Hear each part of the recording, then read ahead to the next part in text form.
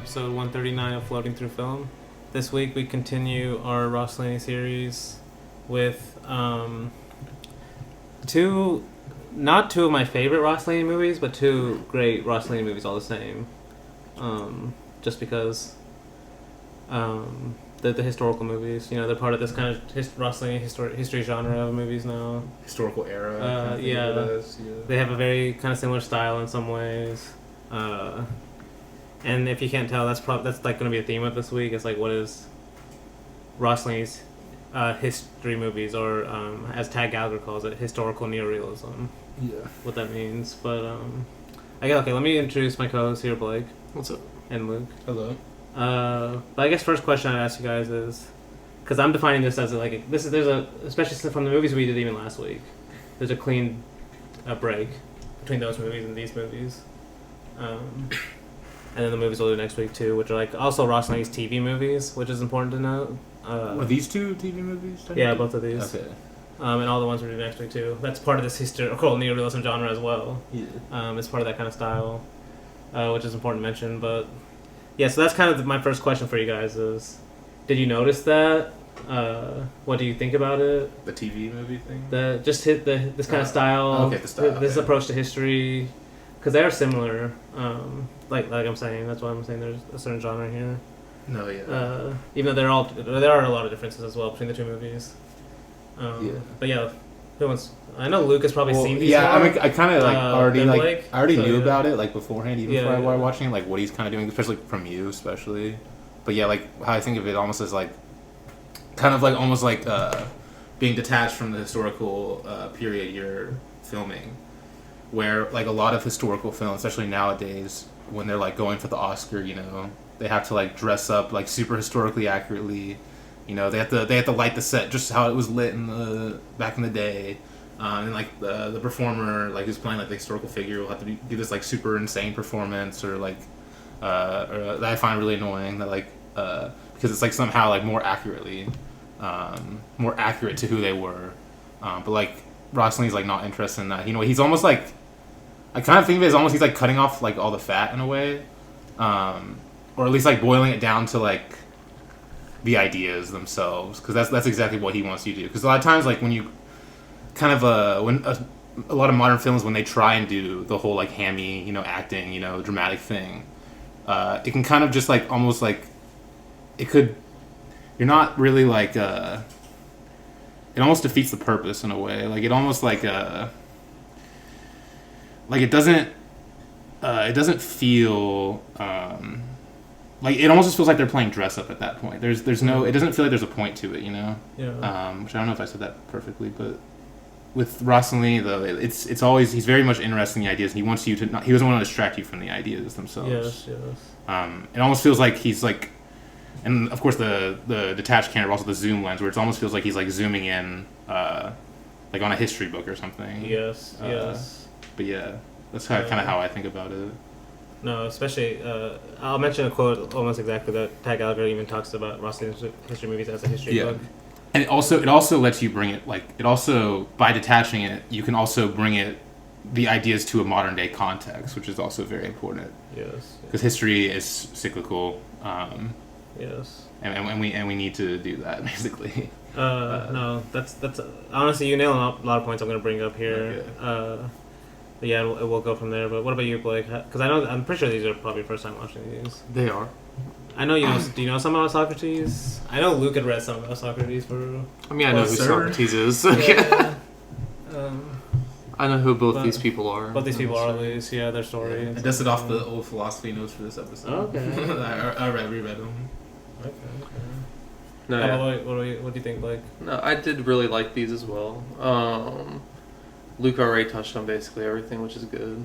But one thing I guess I will say is it kind of reminds me a little bit of like Bresson's like Lancelot, where he's almost demythologizing by just showing the daily life of these mythological figures almost. But especially with the taking of power. Oh, dude, like that movie is so lazy. Like both these movies are. You just tell like how like lazy. Sweaty they are. He doesn't like abstain from like glorifying them. Like, they're sweaty. They're like disgusting. Yeah. They're like well, he does a really good job of showing like how the nobility lives in that era. Yeah. And also, like I don't know a lot about Louis XIV, honestly. But No, yeah, I don't know. Like, I don't know if he succeeded or anything like that in what he was trying to do. But I love the person that Rossellini chose for him because I'm like, this fucking doughboy Yeah. Oh, is taking power. Yes. Well, I'm gonna mention because I mentioned the acting whole like Rossellini's approach towards acting. So I'm gonna mention why like he cast this guy specifically too. Because I mentioned last week like the kind of contrast between like he likes casting certain people because of their look, and then contrasting them to like almost like like you just said like this doughboy like doing this is like, but that's kind of the point of the movie in a way, especially from the beginning towards the end. You kind of see his growth in a way. No, yeah, because I do like his character. Obviously, I like what he's trying to do. I guess. And especially like you said, I don't even know that much about this time period either. Yeah. But like what Luke said, in a way, it can apply to a modern context as well. Yes. This idea of like nobility being distracted by money and stuff like that.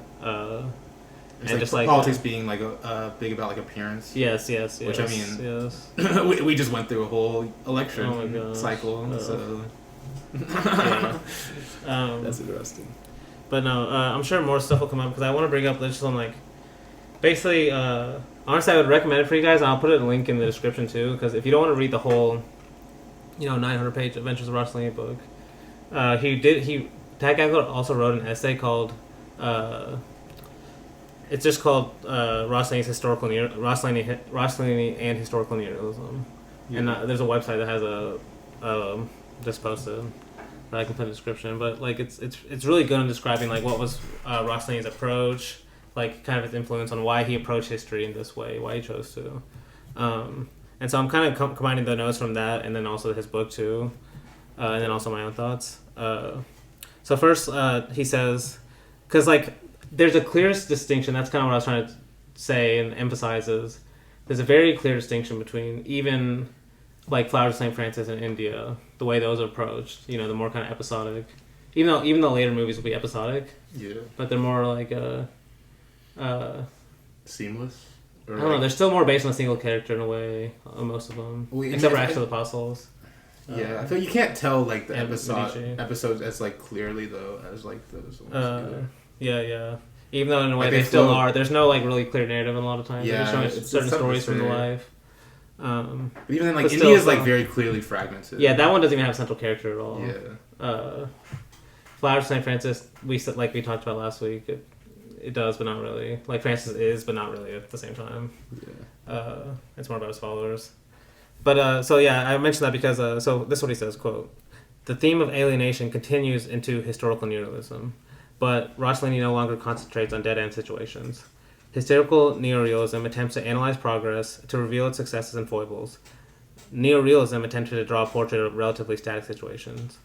And basically what he's saying is, and I'm going to talk about it a little bit, at this point, like, Rossellini had kind of, like, grown really tired of, like, what traditional cinema is in a way. Like, this idea of just, it should be entertaining. It should be, I'm going to bring up this word spectacle a little bit later, but, like, this idea that that's all art should do. And he started going, like, really the other way in terms of, like, art should be not only entertaining, but it should be educational. Like he says here, historical neorealism attempts to analyze progress. And this is kind of the theme of all Rossellini's history movies is he sees these people as moving forward progress in a way, or moving forward freedom in a way. And I kind of mentioned this philosopher before. He was an Italian philosopher that was really influential on Rossellini named Benedetto Croce. I don't know if you guys remember. I think it was on the first episode. I think I've heard the name, yes. But he, and this is where Rossellini must have got this idea, is, let me just read what Tag Gallagher says, is, he says, quote, "For Croce, as for Rossellini, history was the story of liberty emerging. Human nature, ever-changing, was the only transcendental. There were no absolutes, no normal, no sanity, no reality. The basic political axiom was that individuals must be trusted and free. Liberty was the mantra of Roberto's life, its impulse always a decisive moment in his movies." And especially that first line is, this is what history was for Rossellini. This idea of freedom coming into existence, basically. Yeah. Especially this idea of freedom in human consciousness. And that's kind of the theme or the idea he says he sees throughout all these people that he films in these history movies. And another thing that he got from Croce is that, quote, history similarly does not stand as a sign of reality. History is human reality today, and art rather than science and myth. And you kind of mentioned this a little bit when you said that, like, history is basically for the now in a way. Yeah. And that's what both of them really believe. It's like history is not just something in the past that's like kind of detached from us. It's like history is something we go back to and we recreate in a way.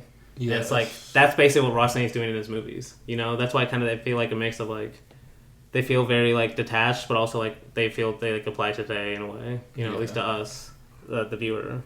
Because I kind of mentioned this last week with when he talks about India, but for Rossellini. And then I just mentioned this quote as well. It's like history is not just some kind of fact. History is myth in a way. It's myth making, you know. Yes. And that's why Rossellini is like, he's not trying to hide the fact in a way that he kind of sees these people as heroes. Oh, definitely. You know, yeah. Like especially the more you watch the style and appreciate it, he sees these people as like look up to them in a way because of like what they were able to accomplish at the time. Well, I think that's a big part of him, like basically ripping like. The dialogue does contain a lot of like direct quotes from historical texts, which might not, which obviously like a normal person wouldn't say in everyday conversation. No, but he's not trying to be like he's not normal trying to necessarily. Yeah. Especially on the dialogue. Yeah. The normal stuff comes from like the way they move. You know, how long we spend on watching them walk or something, or like. Yeah. Like and the whole first 10 minutes of Louis XIV. This like guy dying on his deathbed and like all the like terrible ways they have to like take care of him. It's like it looks miserable. The way they drain his blood, it's like, oh my god. Bleed him. Yeah. And he looks dead already. Like he does already. I was thinking of the stop, he's dead already. Yeah, I know. It's like you kind of feel sad for them too. They're trying their best.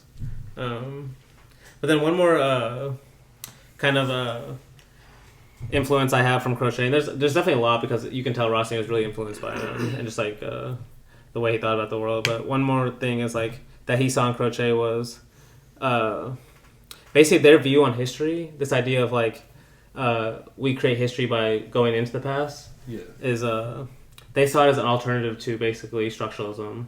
The kind of like Marxism or Christianity or anything that he felt like would restrict freedom. You know, because as Rossellini believed history was the idea of just humans becoming more and more free in a way, you know. So yeah, like because this is like that's a big idea, especially like with Socrates. We'll see it all throughout the movie. This idea of like he's just against everything orthodoxical, or so the idea of doing traditional following tradition just because it's tradition, you know, like. And both these people in the way are like trying to do something new, quote unquote, which is, as we even talked about with all Rossellini's movies, is a lonely experience in a way for both of these guys. But to kind of just go to now like Rossellini's own like opinion, like how he viewed the historical movies, he starts to call himself less of an artist and more of a pedagogue, if you know what that means. Like basically more of like a teacher kind of. Okay. And like he even like, and there's like multiple quotes of him like not even liking the idea of being called an artist. So like first, it's funny because like when he first started, had this idea of like making the historical movies. Apparently, Tag Gallagher says he had wanted Fellini to like kind of join the band. You know, this with him, this kind of movement he's going for. And it's like. And basically this quote, there's like multiple quotes I'll read where like you can tell like Fellini, he's like almost like adding Fellini and Antonioni, like going the opposite way. Because first like this idea, because I've already mentioned this in previous episodes, like he didn't like the way modern art or modern cinema was going, he felt at the time. And he's talking about Antonioni and Fellini specifically, where he felt like they were more about this art of just complaining. So let me read this quote. He says, quote, "Complaining as a rather irrational attitude doesn't seem to me to get you anywhere when you have extremely concrete things to struggle for. The concrete things in life end up getting pushed aside." And then Tag Gallagher says, "Now Roberto's effort was to find useful concrete action. Fellini and Antonioni, he complained, were going in the opposite direction." And then he apparently liked citing Aristotle, who had this quote that he said, "It's quote, it's not true that free time is the aim of work. Work is the aim of free time." If that makes, if you see what he's saying there. Okay. Because most people say you work to have free time, right? Yeah. He's saying it's the other way around. You should want free time so you can work, basically. Huh. Interesting. And work for him is like basic gaining knowledge, you know. Okay. That's why Rossellini's interesting. He says stuff like that, but he's also like super lazy guy. Like wait. No, like he kind of like both aspects of life. Like that's why Blake said both these movies are kind of lazy in a way too. Dude, at least there's so much walking. Socrates. I was watching it this morning, like right after I woke up, and it has music playing at the very beginning of this movie the entire time that I literally listened to fall asleep to. So I was like, it's hard. Oh, the same music? No, just kind of similar type of melodies. Basically, it was very peaceful watching it. Very the peaceful. fact that Socrates like has a whole like wife and kids that like it was like please can we get some food? Can we get some food? He's like, no, I'm philosophizing. Yeah, no.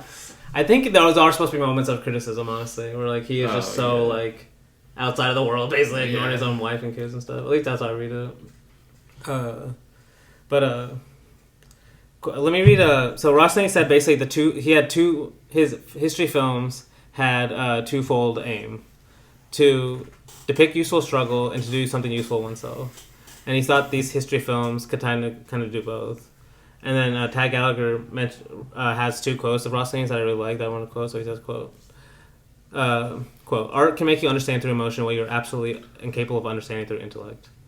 And then a different quote was, you can never find extraordinary sources of emotion where you would have never You can find extraordinary sources of emotion where you would have never expected they could exist. I propose to be not an artist, but a pedagogue.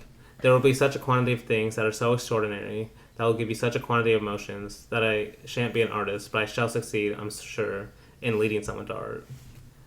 And that's really interesting, like this idea of like, that's what, even watching these movies like a few years ago when I for the first time, like,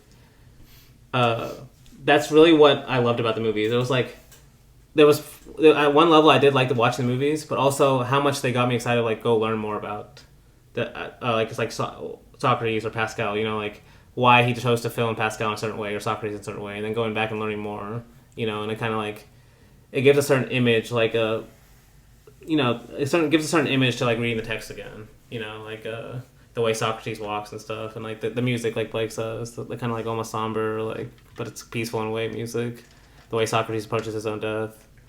But yeah, to keep going, I want to like kind of give some reasons for, and it's kind of a continuation of what I've already been talking about, but like basically these films are historical movies, right? And they're trying to be detailed in a certain way, like give a lot, but at the same time they're not text.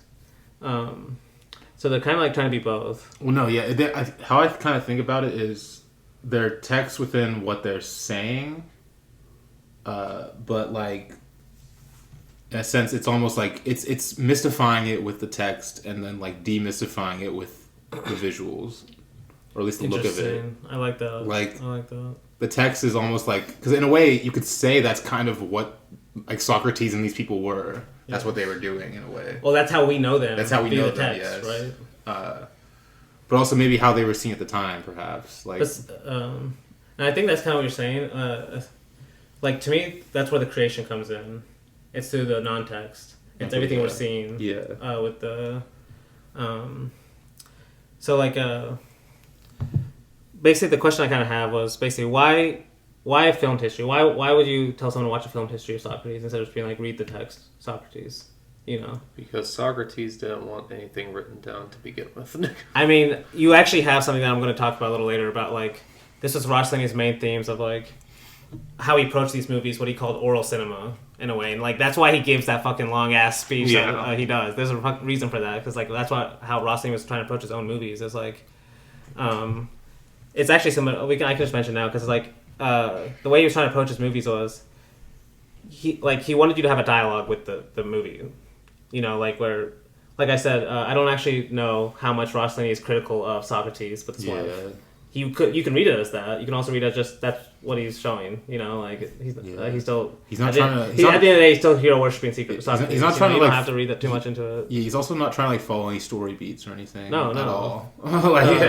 But that's what he liked. Rossellini liked about kind of this oral tradition, or just speaking in general versus text alone. is that like Socrates says literally in the movie is like, you can't argue with the text. You know, you can't have dialogue with the text. But like Rossellini's trying to make a movie in a way that you can have dialogue with. You know, if you argue with the text, it just says the same thing back to you. Yes, well, I love that. Iconic. It's just so good.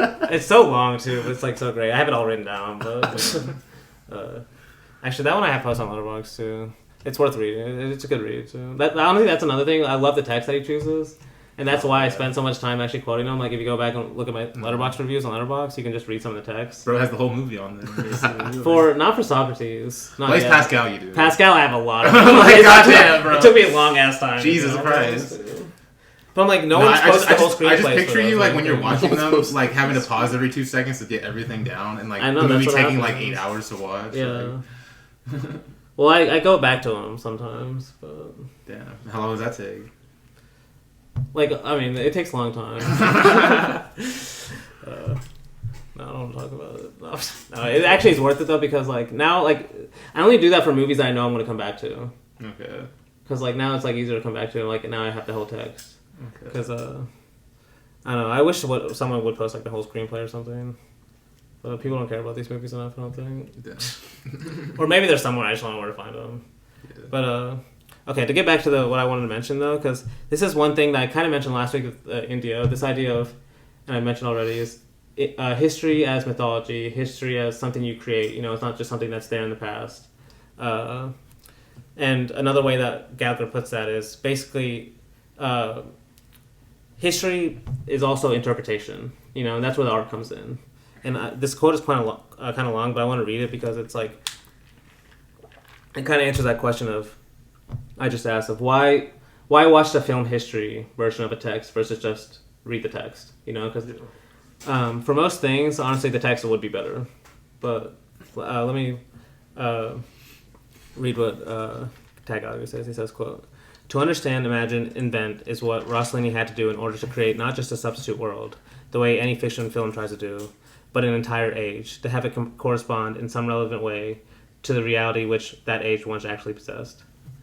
All history invents. History is a series of judgments, a synthesis of vaguely known events, fabricated with research but inevitably with arbitrariness into a story that purports to offer a plausible explanation of some aspect of the present in terms of the past, quote, myth and reality. No event has relevance in itself without someone to interpret it. Ultimately, it is the story writer, the historian, who invents the relevance and makes the past into history. Yet, if written history is invention, how much more is filmed history? Necessarily, it is easy for a historian to write, Cosimo D'Amici greeted the Venetian ambassador. It is something else to provide the clothing, the room, the furnishings, the ambiance, the voices, the lighting, not to mention the words, the vocal tones, the comportment, emotions, and actual bodies of Cosimo and the ambassador. All this must inevitably be inaccurate in a movie, a portrait not of Cosimo, but of an actor. What were people like then? What was Florence like? We can only imagine, like Walt Disney, Rossellini, or Giotto.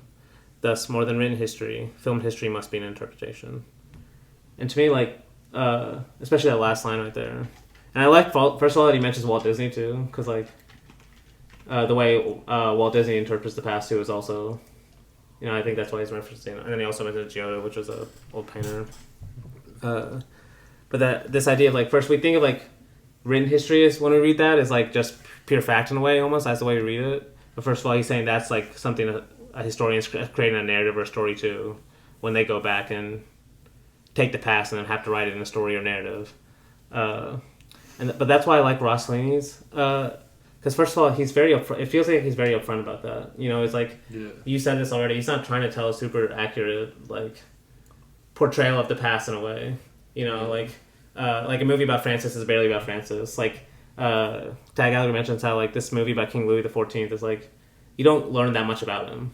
Yeah. You know, like, if you were talking about, like, if you're, like, reading a Wikipedia article about King Louis, you don't really learn that much about that kind of information. You learn more about, like, kind of a way people lived back then, almost, like, how they related to a king, like, maybe almost like this idea of, like, why would, like, this kind of new power, this way of taking power, which is new, you know, through money instead of just, like, violence in a way. At least that's how I see it. But, like, more importantly, just, like, not just what I read, but, like, the way the movie's presented itself is, like I mentioned earlier, you're supposed to have dialogue with it. You know, you're supposed to have these thoughts as you're watching it. I think that's basically one of the best arguments for like why watching especially a movie film like this can be an interesting way to watch history. You know, because then it can make you ask questions that makes you want to go further explore. And I think that's what Rossellini's goal was. It wasn't just to be like a artistic object on its own, but it was to be like, here's almost like a map, and be like, now this should make you more curious and to go learn more about these kind of people, these people that, you know, moved history in a way. But yeah, to keep going, because it's funny, would you call these movies dramatic? Mostly no. There are some like kind of dramatic points, but they almost Socrates can get dramatic. Like when the wife How comes so? in. When the wife comes in and she's Well, the like, entire last speech too. and she's blowing a gasket. The But it's entire like- last 30 minutes of that I would consider like dramatic in air quotes. Not like It's high like really- drama. Why the air quotes? Because I'm kind of going to talk about this. Well, now. it's not like high drama or anything. It's just more dramatic than the rest of the movie. I feel like So- his camera doesn't treat it as dramatic. At least. Yes. That's where it's kind of funny because it's like something might be dramatic, but like his camera almost like doesn't register it as dramatic. yeah, that's in a way what I'm about to say, at least close. Because like, first, what Tag Gallagher says is, for every Rossellini movie, he treats it like every single movie, he treats it as he says, quote, nodal point of history, which is like almost like a central, like something major is happening, you know. But almost like the way he's filming it doesn't feel like that. It's like that's where the everydayness comes of it, you know, how almost simple it's filmed. So like, let me read a quote that Rossellini says, because it kind of goes what you just said and also what I said too. He says, quote, "In these films, I show the customs, prejudices, fears, aspirations, ideas, and agonies of an epoch and a place. I show a man, an innovator, confronting these, and I have drama equal to any other drama ever conceived, or ever to be conceived. I always avoid the temptation to exalt this personality. I limit to observing him. Confronting a man with his time gives me enough material to construct action and incite curiosity. Shakespeare said, quote, action is eloquence. The eyes of the ignorant are more learned than their ears, unquote. Especially that idea of like, the way Rossellini approaches these movies is like, he sees all of the material as dramatic. All of it. You know, like from beginning to end, all of it. So that's why he doesn't feel like he needs to be like, okay, now here's a dramatic moment, you know, or overemphasize it. Sometimes, like in Socrates, like you can tell the zoom in comes in, the music will play a little bit to almost give you a hint, a little bit. But other than that, like he thinks like everything Socrates does is dramatic in a way. You know, that's why all of it's filmed like kind of the same. We get a lot of just talking, like the different. Honestly, we get some of the major conversations he has. You know, like what's beauty, what's piety. Yeah. Some of those, but actually that goes to another thing that Tag Gallagher says is because I mentioned earlier how these movies aren't as episodic, but what Tag Gallagher says is, quote, what fascinated Roberto about history was the richness of its anecdotes. Anecdotes were the basis of his dramaturgy. And that's interesting because it's like that's basically what these movies are. And honestly, it's a little easier if you watch them that way. It's like they're just anecdotes of history. You know, there's not like too much of a through line of like, okay, this is the overall story going on, like, and that's the conclusion at the end. It's like these are just stories of history. This isn't the like you're not gonna see his childhood, or and then like you know like every like or at least with Jesus Christ is a bit different with the Messiah, but like you aren't saying like all these like super major this is why he's like this, you know, like backstory I should say. Yeah. I guess the Messiah may be a little different. I don't know. Because like it's like, but still, even that was just like stories about Jesus. Yeah, it kind of is still random though in a way. Yeah. No, but even like with Louis, like we see him taking power, but it's kind of just like stories of his life. The scene like how he lives, you know, and then kind of like comments. Some of my favorite parts of the movie are like just comments from the crowd or like some of the people just like watching. My favorite scene is probably just him eating. Oh, in front of everyone. See, to me, it's like that's the conclusion of the movie. Yeah, you know? Just like. But in a way, it feels like a very fitting conclusion of like this is how powerful this fucking guy was. Exactly. Like actually watching all this happen, like. It's kind of insane. 14th? Yeah, I know. Jesus Christ. I know. When they say 14th, you're like, no way. I actually Because- didn't believe it at first. I thought Because they it said was like he went from like 8th to like 14th. I was like, oh my god. Yes, no, Jesus crazy. Christ. No, to keep going, especially I wanted to talk about this idea of historical neorealism, and as Tagalog calls it, historical neorealism as a critique of spectacle itself. And, because that sounds like something like Bresson's own style, in a way, was a critique of spectacle. It feels like Rossellini's style towards historical neorealism is also, like Tagalog says, is also a critique of spectacle in its own way. And he says that, quote, Rossellini feels the achievement of an essential cinema, something also Bresson might say, is a critical step towards saving mankind. And this is a Rossellini quote. He says, quote, in real life, everything is spectacular. What is very bad is to make an effort to be spectacular. And, like, you can see that's the way he's approaching these films, too. It's like, I already said, like, he already feels like both of these movies are dramatic moments in history. You know, these things happening, what these men did. Yes. So he's, like, taking almost like a small slice of that person's life. But he's still saying what this moment is still very dramatic, all of it. And then we only get really little moments of, like, when the camera zooms in, it's like, it's almost anti-documentary in a way. Because that's what I wanted to bring up next is, even Tad Gallagher, he kind of doubts Rossellini's idea of, he questions, he says, at the same time, these films aim to entertain, and I'm not sure how Rossellini's showmanship is always reconcilable with his announced intentions.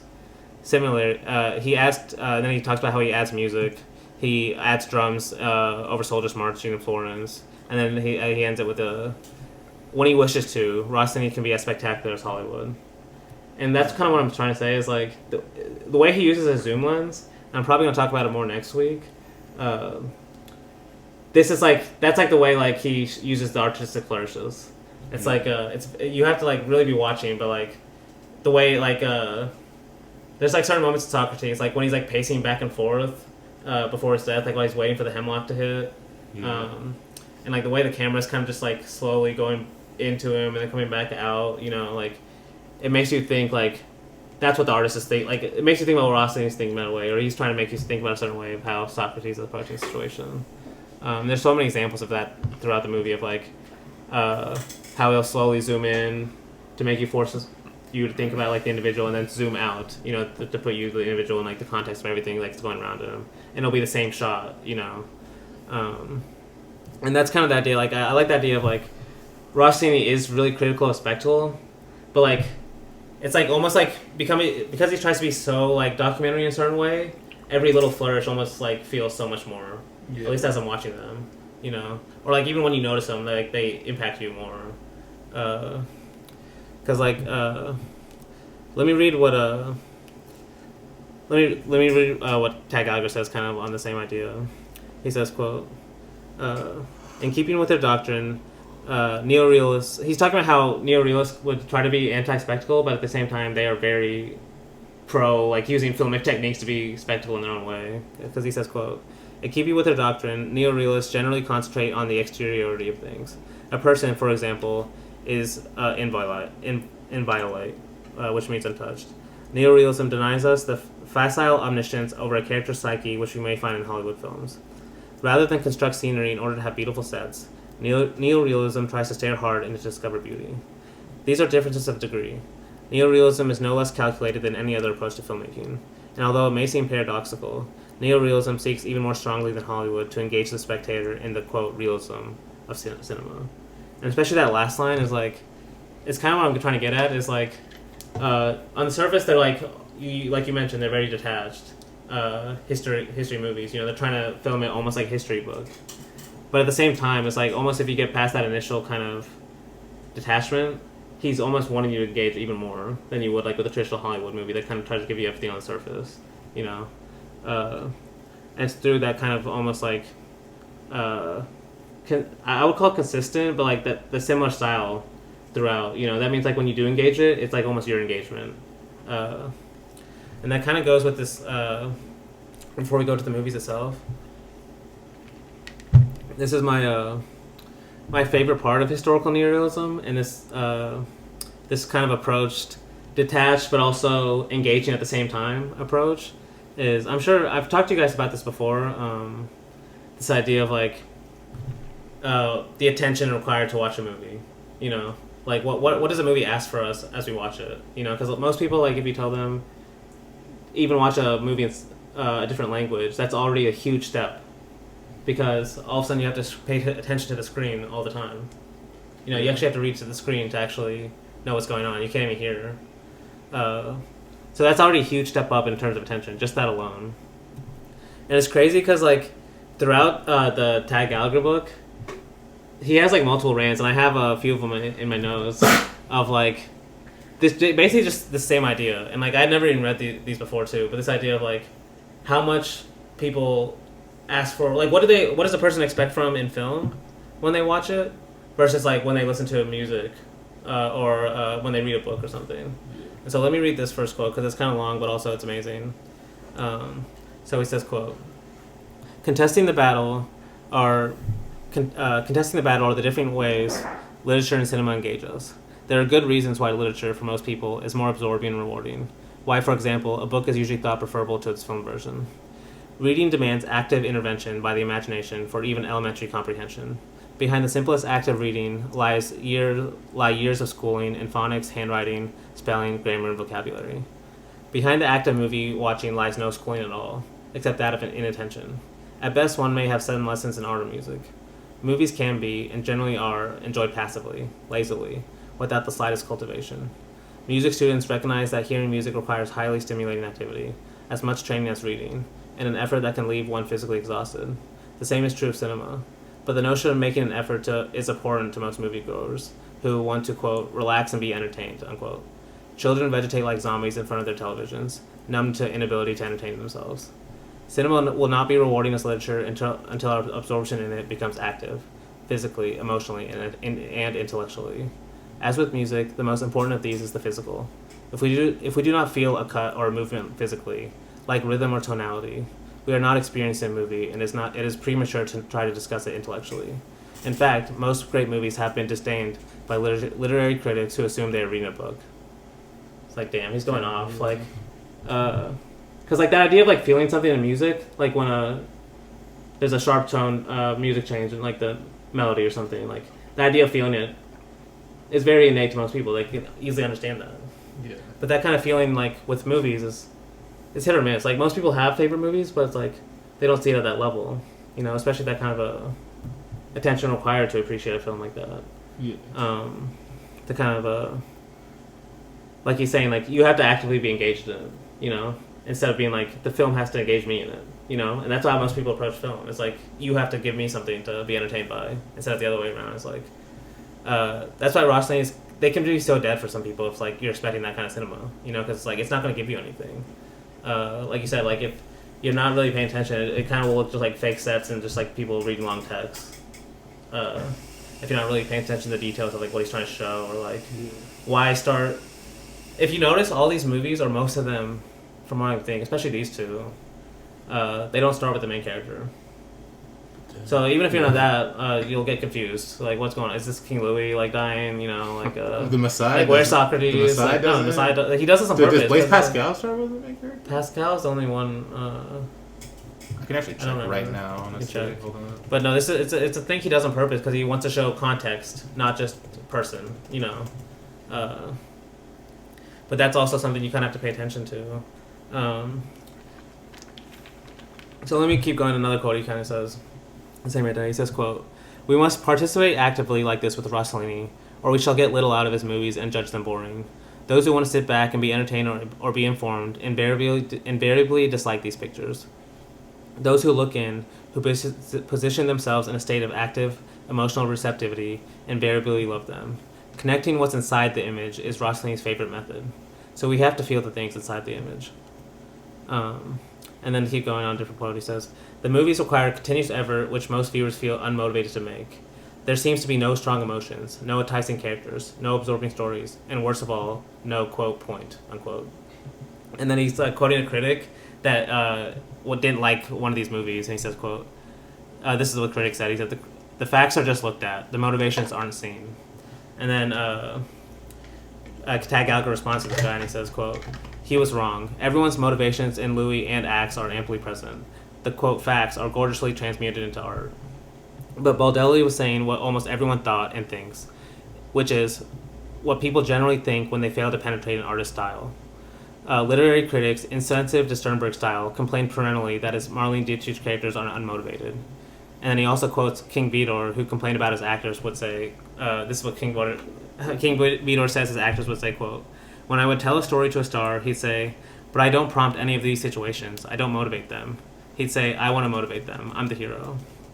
And that's kind of this idea of like, if you want to appreciate Rossellini's movies, you kind of have to watch it as a whole, you know? Yeah. Like, you almost, in a way, like for me, you just kind of have to appreciate the whole movie, especially the first time you're watching it, try to appreciate the events, like, just the feeling of the history of the time period, you know, that kind of feeling he's trying to get to. And then maybe some of the quotes of, like, the big moments of, like both these movies have, like, long quotes where, like, they're almost giving their, like, their statement of purpose or whatever, you know, you want to call it, like, but, I did check, though. yeah. And, like, not really. He's kind of in the background a little bit. At the beginning, like, what does it start with? Well, it doesn't even really start with him. It starts with people riding into town on a carriage. And, like, the guy, he's really focused on the guy that's with him in the carriage. I think it might be his dad or something. It's the older guy with, like, the gray hair. And he just kind of walks in the background a little bit. And you kind of see him. He doesn't even focus on him, really. So it's kind of a similar idea. Yeah. Okay. Yeah. I'll probably talk a little bit more about this next week.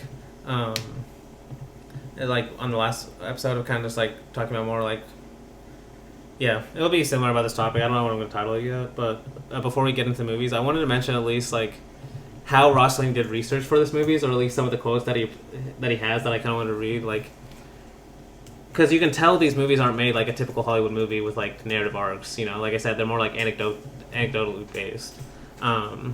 So first, I kind of want to read some quotes that he has about how he took notes on for these movies, like how he even read and stuff. So he says first, quote, "It's all in books, but not in films. And it's so interesting, so passionate, that I no longer desire to shoot films that show anything else. For me, henceforth, cinema means showing this," unquote. So first, like, that makes so much sense. Like I said, all these historical movies have that same idea. It's like, he started falling so in love with his history and all the books he was reading. He's like, just wants to show that in cinema, in a way, you know. And then he says, quote, "I've always been a voracious reader. I don't sleep much at night. I read in bed, always a number of books at the same time, often 6 or 7. I find it time? Wait, what? often 6 or 7. And he says, I find it tiring to concentrate on a single book, to wait for the end. I buy books wherever I find them." And then this is the... you ever done that? What? Right, read 6, 7 books at the same time? I mean, there's a few books I haven't come back to in like a while. Which ones? So Smoke Their Way? There's a few books, yeah, actually. He won't name them, though. I'd have to go back and look. Caught me off guard. But then, yeah, he has like a categorization system where he says he would like read these books and then categorize them like based on like different headlines that he says, like human, education, thievery, etc. And then this is my favorite quote that he says, because there's more I could read, but this is my favorite one where he says, quote, "Most often, it's the books about nothing at all that are the key books for me, the ones that provoke my liveliest reactions," unquote. And that's kind of like, I think in a way, why he, like, to answer that question I asked earlier, like, why filmed history over just a text? It's like, in a way, filmed history can show the nothing of daily life way better than a book can, or text can. Yeah. You know? Like, yeah. Like, it's one thing to read Socrates reminded Crito of, like, the rooster at the end of his death.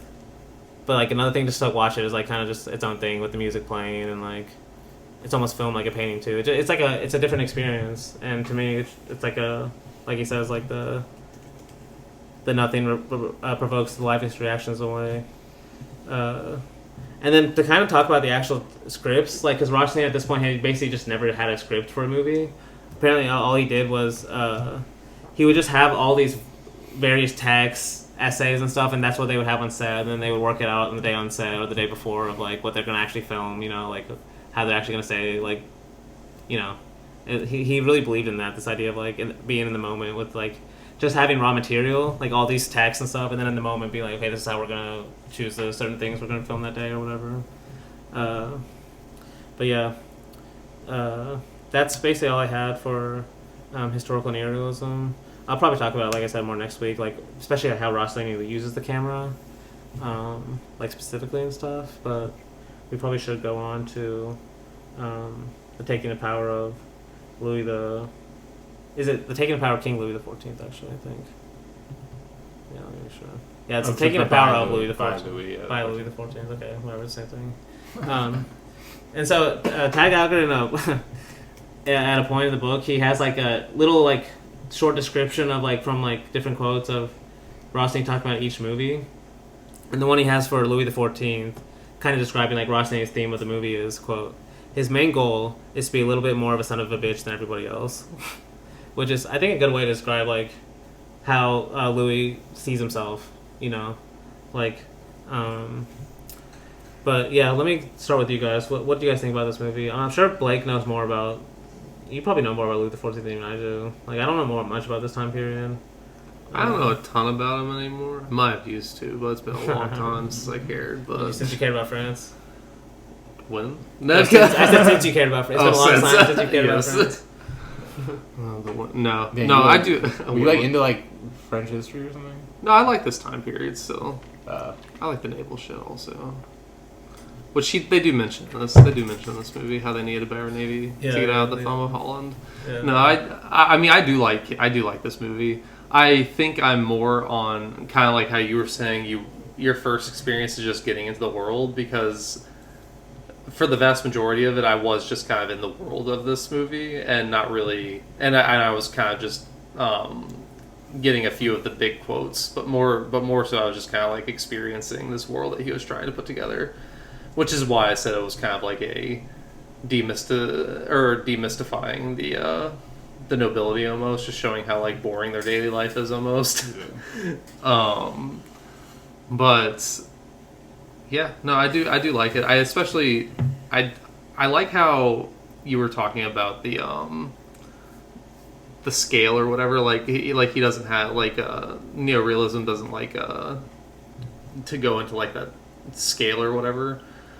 But whenever you're like watching this movie, whenever King Louis walks out for the first time in that fucking like red costume, like he's like becoming a man for the first time. Yes, like it's not like scale like you were saying. Like they don't like he doesn't like bring attention to it or anything, but it still feels that. It still feels like that because you're just watching this like basically boy becoming a man in this moment almost. Yes, yes. And you're supposed to kind of like read how the other room is supposed to take it. You know, like this is a big moment. Like he's introducing a new kind of way of dressing, new fashion, exactly. And the fact that the king actually cares about this, you know, and stuff. Yeah, I don't know. I liked it a lot. There wasn't a lot I took out of it, honestly. This first watch, but besides just living there. Yeah. Had you seen this before? I saw it before. Okay. It's definitely growing a lot on me. And honestly, after we talk about it too, because as I said, it's definitely a bit of a barrier for me with this film because I don't really like understand. Like I don't know anything about this time period. But there is a lot of interesting ideas, especially with the idea of like almost like appearance in politics, and also like rituals, like political rituals, or like it's like masks, like you could say like schemes or something, like kind of like masking what's truly going on. It's just this veil of appearance in politics, and how that's like definitely like so true even now today. Oh my god, but. But yeah, and it's like I always just think about how like how disgusting they all look. Like it's it's great. No. Yeah. No, it's there's a few things I want to mention because I mean you mentioned the appearance, like how disgusting they look. Yeah. I mentioned earlier why like he cast this kind of guy as Louis XIV. Because the actor's name is Patte. I'm gonna say Pate. I don't know how to say it. So Pate. He looks like a patty. No way, it's Patty though. Pate. It's either Pate or Pat. I love that. How is his picture on Letterboxd just him in the fucking movie? I'm just saying, man. He looks like a fucking Jean-Marie. And apparently he was very like, you know, kind of a nervous guy. He didn't remember the lines very well. He was a non-actor, like kind of you would expect, you know. And so this is what Tagaga says, and then I'll read what Rossellini said. He says, quote. Pate.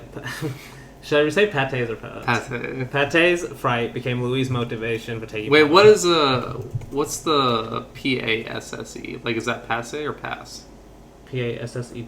Like the Passe, French. that's passe, I think. Okay, so it's pate then. Pate. Maybe. You said that confidently. It's gonna be the exact opposite. It's gonna be the exact opposite. Okay, but anyway, I'll go with Pate. Pate's fright became Louis' motivation for taking power. Pate's inability to remember became the majesty of a king who searches for words and rarely looks at people. So first of all, I like that's idea of like using this nervous guy who like can't remember his lines, using it as a way to like to show a king who's like always thinking instead. And like he just doesn't want to look at the people around him because he sees them as he sees himself as more powerful. It's Pat. I think it's Pat. Oh damn! Oh well, it's too late. It's too late. According to the French pronunciation guy YouTube channel, it's Pat. Right. Yeah. I probably won't say it again in this episode. Well, there's actually there's another Pat though. Pat. No, it's Pat. It's Pat. Yeah. Pat. It's Pat. Yeah. So anyway, but what Rossellini says about Pat. Physically, he was exactly the type of man I needed. Short and stocky. And then he says, physical appearance is always greatly tied to psychology, no doubt. It is a rough estimation, but he is that. Because he was so stiff, he seemed very strong and had a great will. In front of the camera, he was trembling and unable to move. So eventually I realized I had to play everything on the man's stiffness now. I made him even more stiff. If you put the blackboard at the right distance, his eyes wouldn't move at all. He was so ashamed that for him it was absolutely impossible to walk straight. He was always walking, putting his heels on the floor. Just for a joke, I left in a few frames of that. If you use that awkwardness properly, it will come out as a character. And you kind of feel that in the movie, especially like as I've rewatched it a couple times now. Like, especially at the beginning, like, no, honestly, it's just at the moments, like little moments, like with his face and stuff. You can kind of see little moments where he like, yeah, you can clearly tell he's like reading off something or, but it kind of works to play this like. Because, like, there's a tension in the movie of all these people that knew Louis XIV before this all is happening. They don't believe he can do this at all. They just kind of see him as a kid that always, like, is messing around. And then we kind of see those moments in the movie, too, as well. Like, he's kind of still a kid in certain aspects of the movie. But then at the same time, there's, like, this tension of, like, he still knows what he's doing in a way. It's like almost he's using that to his own advantage. Like, the knowing how the nobility works, like, what they want and stuff. Because he is one, Or that's how he's lived his life. But, damn, I think, this, that, someone had called, I think it was Jerry again, we've mentioned him before, he mentioned how Pascal was a horror movie. Yeah. I've also mentioned how Tag Gallagher called Acts of the Apostles one. But then, quote, let me read what he says about Louis XIV. He says, Louis XIV, indeed, is closer to a horror film than a history lesson. Fear dominates everyone during the whole first half. Fear of the turmoil that will follow Mazarin's death. Fear the Fronde rebellion will rise again. Colbert is genuinely terrified. Louis paces nervously, constantly changing to the focal point of compositions. And then he says, horror yields to comic satire. The costumes are absurd. Louis makes everyone jealous by inviting one courtier to watch him feed his dogs. And that's so funny, too. It's like, there's like a lot of horrific moments, but at the same time, like, especially this time, this movie is so funny. Like, it's like horrific for the people involved if you read it from that perspective. Yeah. But then, like, if you're watching from like our perspective in a way, it's like, there's so many funny moments. Like, I can't believe that people like act like this. Yeah. And like these were the nobility too. Like, of all people, And you can tell like he does have like a like he finds certain scenes really funny, too. Like, it's more like I said earlier. Like, if you're actually engaged with, like, if you're actually reading what's going on, like in the scene, it's like really funny. No, and I heard. But like if it's like kind of just like an event happening, No, like it's like another event in the king's life or something. There's a modern director that people talk about a lot that like he takes a lot from Ross. It's Albert Serra, who says he takes a lot from Rossellini, but especially like he takes his humor. And it's funny because he actually has a movie about Louis XIV as well, but it's about his death. The death of, and it stars Jean-Pierre Laude when he's like old as fuck. Okay, damn. Now I'm gonna have to watch that. No, apparently people love it. I need to watch it too. Right. But I think it's like Jean-Pierre Laude's like last role basically. Damn. So he hasn't like been in a role since. It's in 2016. Yeah, it's called The Death of Louis the 14th. So that is interesting. I gotta watch that. I gotta watch it. Especially since you mentioned, if you hadn't mentioned the Rossellini influence, I wouldn't care that much. No, I forgot who said it too. I think you've told me about this movie before, and it's not okay. But yeah. Someone said it. But anyway, to keep going, like you already mentioned earlier, like these movies in a way they kind of feel like history texts, but at the same time they feel like they're speaking to us in a way. Like they have some kind of lesson for modern people watching. And at least one thing Tag Gallagher says is, quote, Louis XIV initiates totalitarianism via consumerism. And I feel like that's like the lesson a lot of people modern can watch. You know, this idea of like controlling people via consumerism. You know, like they're really funny scenes, but at the same time they're serious. This idea of like how much time he spends on the costumes, or like he wants this like a certain way, you know, and like why he wants it flashy, and like he's like making fun of the Germans or something. I think at one point, like how they do theirs, just like stuff like that. They're like funny, like the detail, but at the same time, like he's making a point by like controlling people like this via consumerism, like he says, you know. It's been going on for years or centuries. Yes. But Rossellini makes the point that like what makes it kind of special at this time was that I can't find the exact quote, but he basically says like this is the time where mass production was starting to become a thing too, overseas trade, stuff like that. What year did Louis come to power? 14 something. I actually don't know. Because the printing press is like 14. Oh, damn. I should know this too. Damn, 1450? 60? Something? He came power in 1643. Yeah, damn, he was okay. born in So this is way after the 1638. printing press. So yeah, Okay, definitely. Yeah. But just like, you know, overseas trade, just the idea of like, and then like, even just in fashion, you know, like all the clothes they're wearing is not even probably from France, but from other countries too as well. Well, this was, the time that Spain was still a massive power. Yes. Because of I mean, in everything, Holland, for like sure. you mentioned. Yeah. It's like one of those things that's like, I forgot who said this, but he had mentioned a critic that kind of makes this point that like Rossellini's history movies on a way, they're even more rewarding if you already know the history too, like for a certain thing. What? What'd you show me? I just looked at his Wikipedia page, and there's a picture of a painting of him as a child. It was kind of funny. Child. He Damn. looks just like the guy in the movies. So, okay. Okay, I can kind of see like maybe that's what the painting was based on. Like,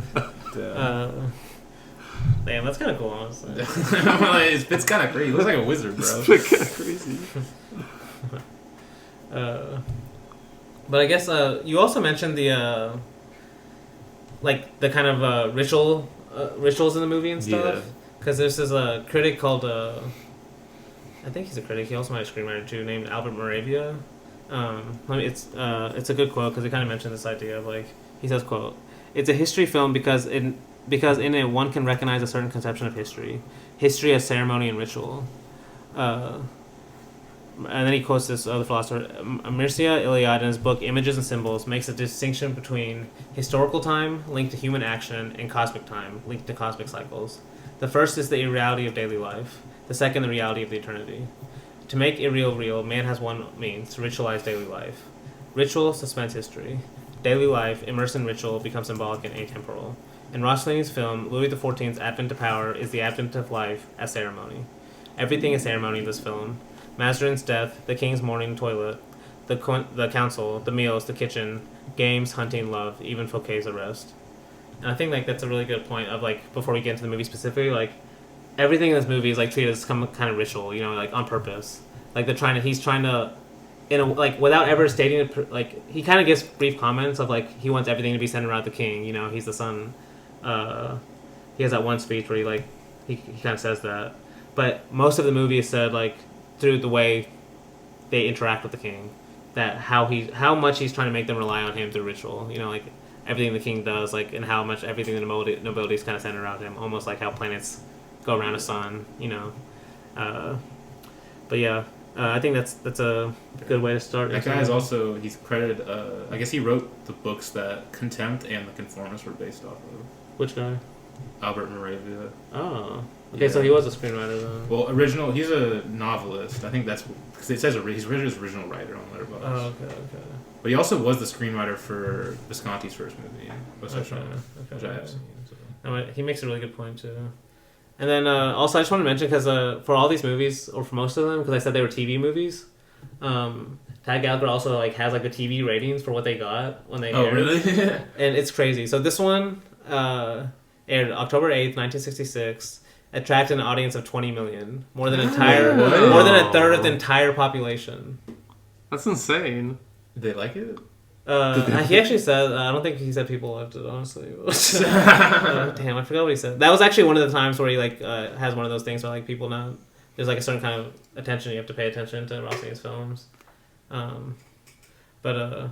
No, that's kind of crazy though. 20 million. Damn. It's different when there's only like 3 channels versus like a billion you can choose from. But yeah. But still, I can't imagine 20 million people watching anything like this at one time. The Super Bowl. Yeah, exactly. Like, I mean, a movie like this though. No, yeah, that's insane. Like Oppenheimer's like the closest. And that's almost like oh my god, watching Rossellini watch Oppenheimer would have been so funny. Anyway. Ugh. I'm kidding. Nolan hater. God damn. No, but yeah, I think we get into the movie. All these movies have good opening credits music in the opening credits. They have I think each movie usually has this kind of like overall theme it plays throughout. But then like I said, this movie also doesn't start with Louis XIV. If you remember, do you guys remember how it starts? Oh shoot. Yeah, it's them like arriving, like people arriving. That old man dying. Yeah. Well, it's actually right before that. We get a quick scene of like these like peasants or people that work outside of the city, and they're like near some body of water, and they're kind of just talking about like one of them believes like the king is still like all powerful, and the other one's like, oh, the king's just a man like everyone else. Did you not like? And he like says like in England they beheaded the king and nothing happened to them, and they're just like they're having like kind of side conversations. Like Rossellini he's like imagining maybe what's something they want to have at the time, But then like they talk about how like there's like so many doctors walking by. Of course, like the king gets doctors, but like no one else does. And that's when we enter like this Cardinal Mazarin guy, who I guess he's like apparently one of the richest citizens in the nation. I forgot. I think he's a prime minister or something. But anyway, like it's not exactly clear who he is, at least unless you like really know this history. I'm pretty sure he's like a prime minister or something. I think they call him a prime minister. Yeah, but I don't know what that means in this context. Like what like his relation was to the king necessarily.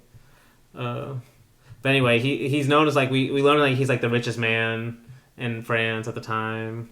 But like obviously he's dying, and this is like one of those things where I'm like you gotta watch it because it's like it's funny but also kind of sad watching these doctors. Like these are clearly the smartest people at their time, but like. They have no idea what they're doing. Like one doctor, he keeps like smelling his hand every time he like touches his face so and stuff. gross. Like, what is this guy smelling for? Well, it's so funny. He's just smelling everything. Yeah. He's like, bring me the chamber pot. No. Oh yeah, that one was like, oh my gosh. Yeah. I'm just like, oh my god, this fucking guy. No, but then they're like, oh, of course we have to bleed him again. Like, it's crazy. They say the human body has 24 liters of 24 liters of blood, but it can lose up to 20 and be fine. And you're just like watching this guy like basically dead on the chair already. Like, so please don't take blood from this man. He's so white already. Like, but it's like like Rossellini loves these like still shots of like people talking about. Everyone's completely still, and this one's like. You can take it as like really sad and almost painterly, but it's also funny too. The way he's like in his chair, like just like dying while they bleed him out, like through his foot, like through his foot too. Oh gosh. And they're saying like they can do everything that they're saying. They tell him they're doing everything they can to restore his health. But then like immediately after they come out the room, they're like, yeah, he's basically dead. So then they bring in the. They say that, which is funny. Like it's one of those things where the guy has to basically take it as implied, where it's like. You watch the doctors leave, and they're like, "We're doing everything we can." And the next people that come in is a priest for confession. You're like, "Okay." No, but this guy, he says like, he seems like he's kind of a. We'll talk about this more with Socrates, but this idea of approaching death with kind of like courage. This guy seems to be doing that at least. He kind of seems. Rossellini seems to like this guy at least. How I'd read it is, because he's like, he says he should fear death, but he doesn't really fear it. And like what he's actually thinking about instead of God is his country, France, that he's leaving. Yeah, it's kind of interesting. I don't know much about this guy, but like it's kind of interesting. Like that's what I would probably take from the scene is like he's kind of approaching death with at least a little bit of courage. Like he says he's giving up all he wants to give up all his money before he dies, stuff like that. And then he comes and talks to this kind of important character in the movie. This named Colbert, like his assistant. that comes and It's like tells an him advisor or something. advisor assistant who comes and tells him that Fouquet, who's like this amazing fat mustached guy with the hat and stuff, like with this like sniveling smile and stuff. Fouquet, he's like Fouquet's evil, like basically like stealing money, you know, just not a great guy, but like the prime minister doesn't really believe him, and this will become relevant later when Louis takes over.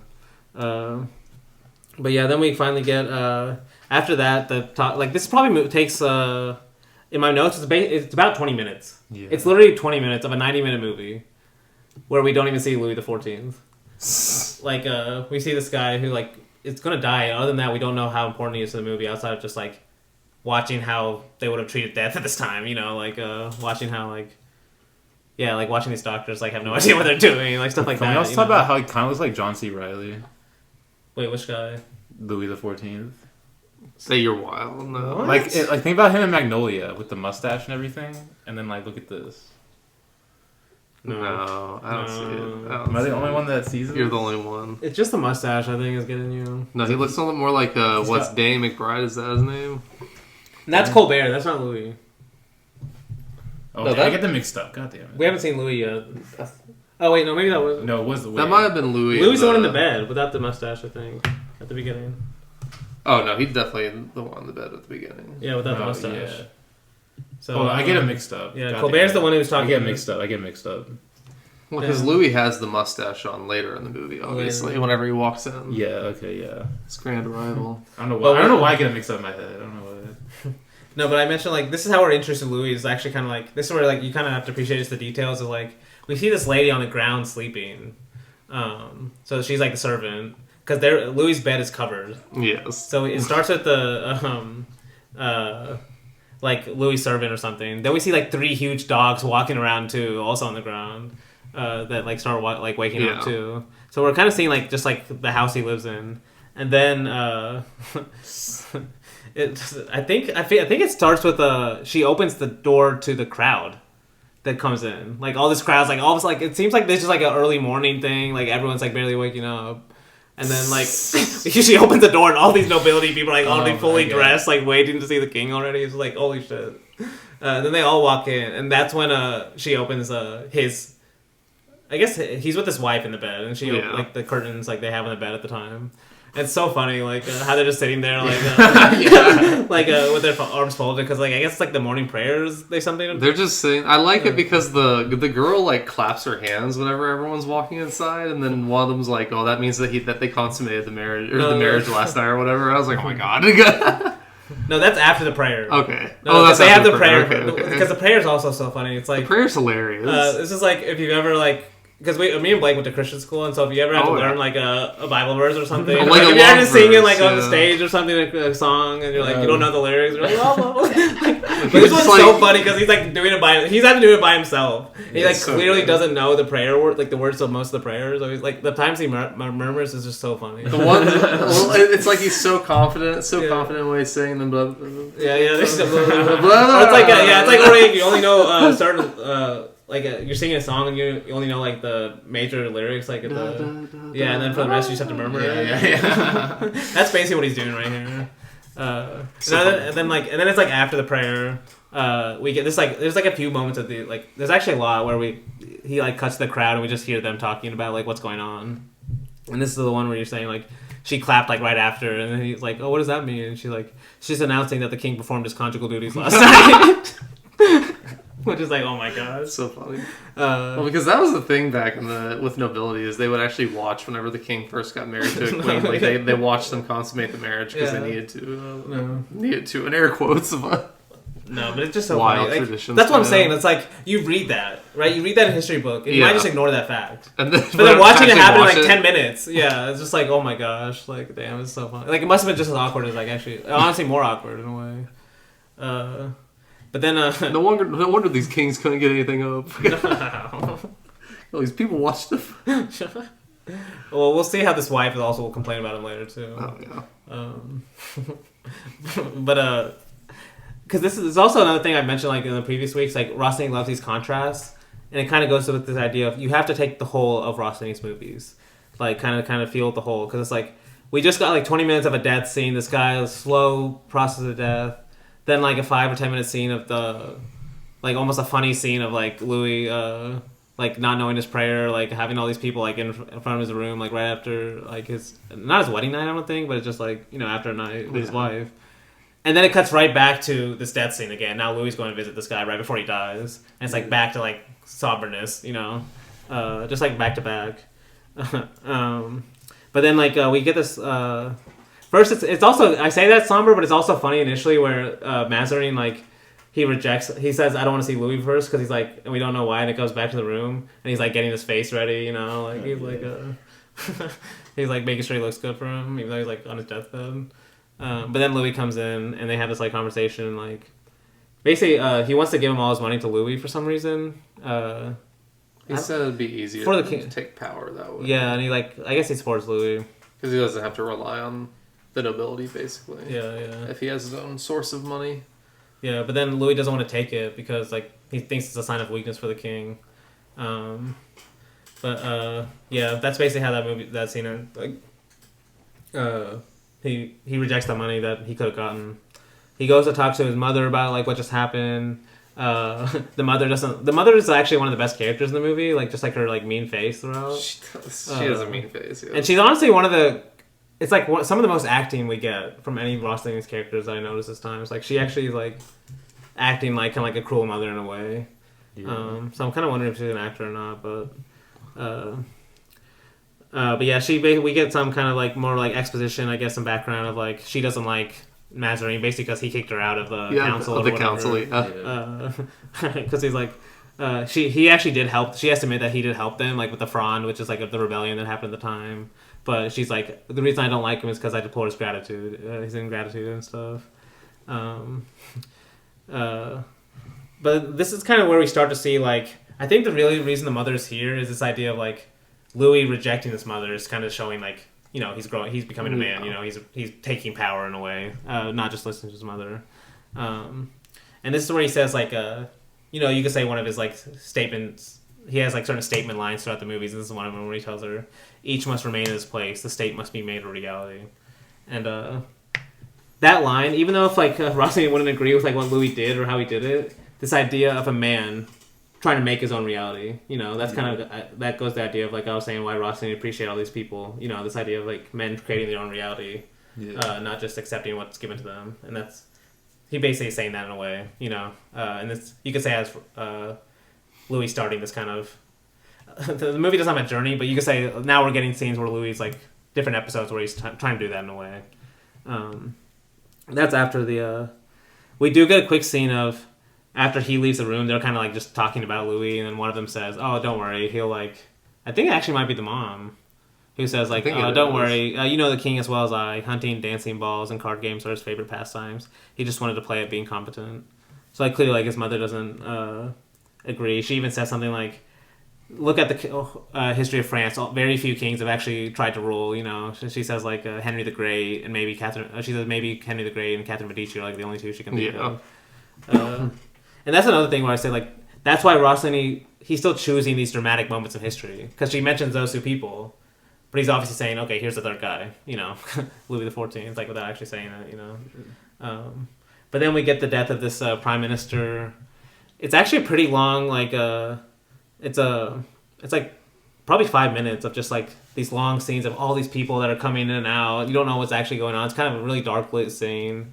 Like I said, I don't know why. It might just be this guy's face. And the way his like mustache is and stuff, but it's kind of funny to me. You know? I can't help it. Like his like beard being like detached from his mustache. It's like it's like weirdly shaped. I don't know. Just like and his face too. It just I can't help it. I don't. There's something funny about it. Like all these people walking in and out. And then like one of them asks. That's another thing where one of them's like, "Hey, why didn't the king enter the room? Because he comes, but he doesn't actually enter the room." And then another of them says, "It would be unseemly for the king to be seen in contact with death." And like, you know, this idea of like that's how much they kind of view the king as. Since like, he's a monarch, we don't have to feel bad about it too. So you know, he's basically a monarch, don't we? He's trying to be again. Well, I was saying the prime minister. Yeah. Oh, okay. I thought you were like basically like a political person. No, yeah. Prince. No, you're right. Because this is like actually the scene where he starts. So we see him like after the scene. He enters a room with all these people that like are apparently important men, and he just enters. Council, right, or something. Yes, like that. yes. Like this is one of those things where it makes you want to learn more about how these councils work. Because it's like he just can come in and decide, oh, we're doing it at this place now. We're doing it at this place now. It's like what's going on with these councils? Like, but then he comes in. It's like. I'm gonna make another Batman reference here, like when Bruce Wayne takes over. Right down. No, I'm just kidding. No, I'm kidding. But it is kind of actually like that scene where like Bruce Wayne is like trying to pretend like he's involved with the company again. He like starts taking. Oh over. yeah. Because it is like literally that scene where he comes in and he's like, "Okay, we're doing this now" and stuff, and he's like, "We're not doing it the old way." Blah blah blah. Because he says one of my favorite lines in the movie. Another kind of like you could say Rossellini inspired quote where he says, "Quote: It's time I govern myself."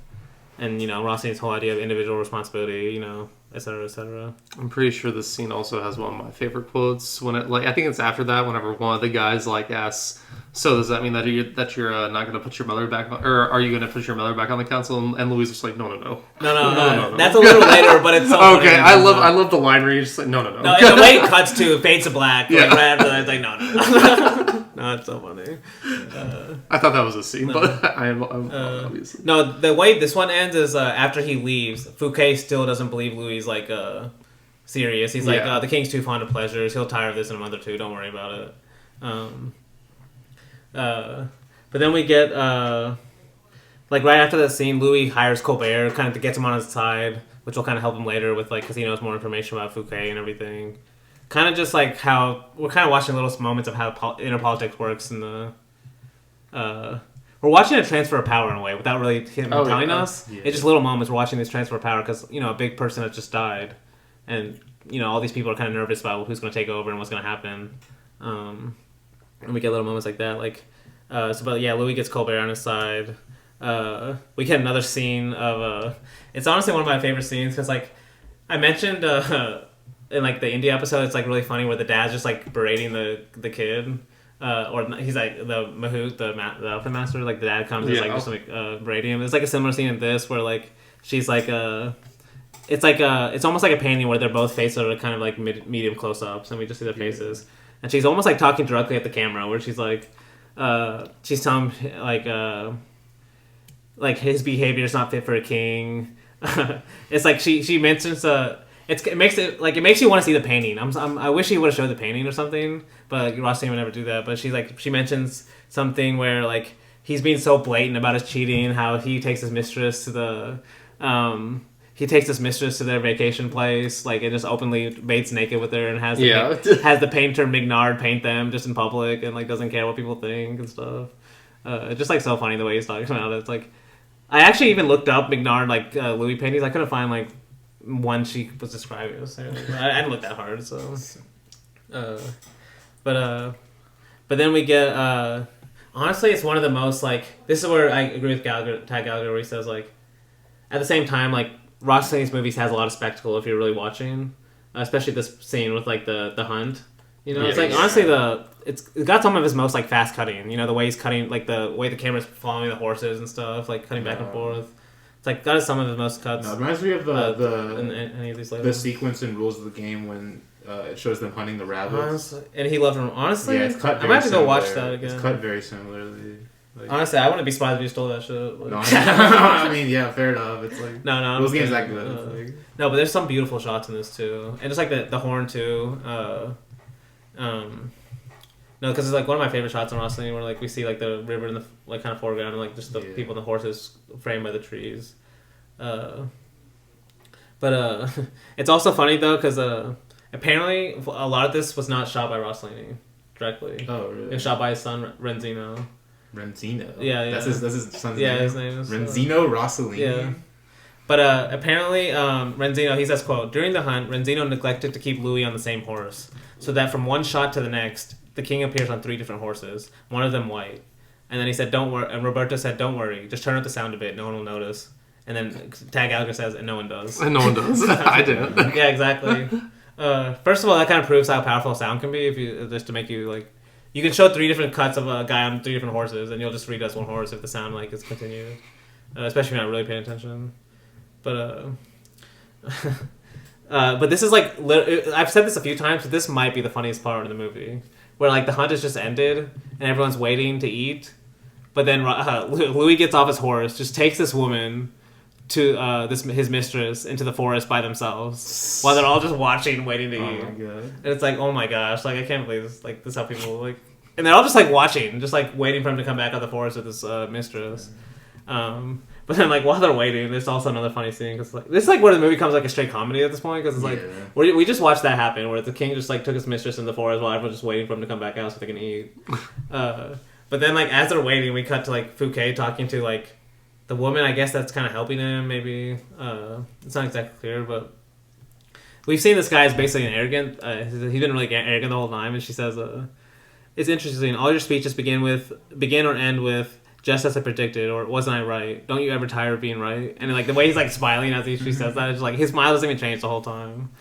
But they're basically talking about how like he still believes, like he's using this as an example. See, the king is still the same guy. You know, like we have nothing to worry about. Like, but then like they say like we're gonna use this mistress actually to our advantage too, and that's our next like kind of move, and that's right after they come back out, and it's just so funny. Like all of them are so like elegant and stuff, and then no one can say what actually happened and stuff.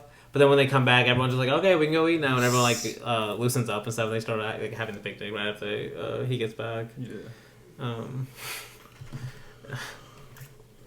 Like I wonder how often the Kings were just like waiting about that. It must have been like.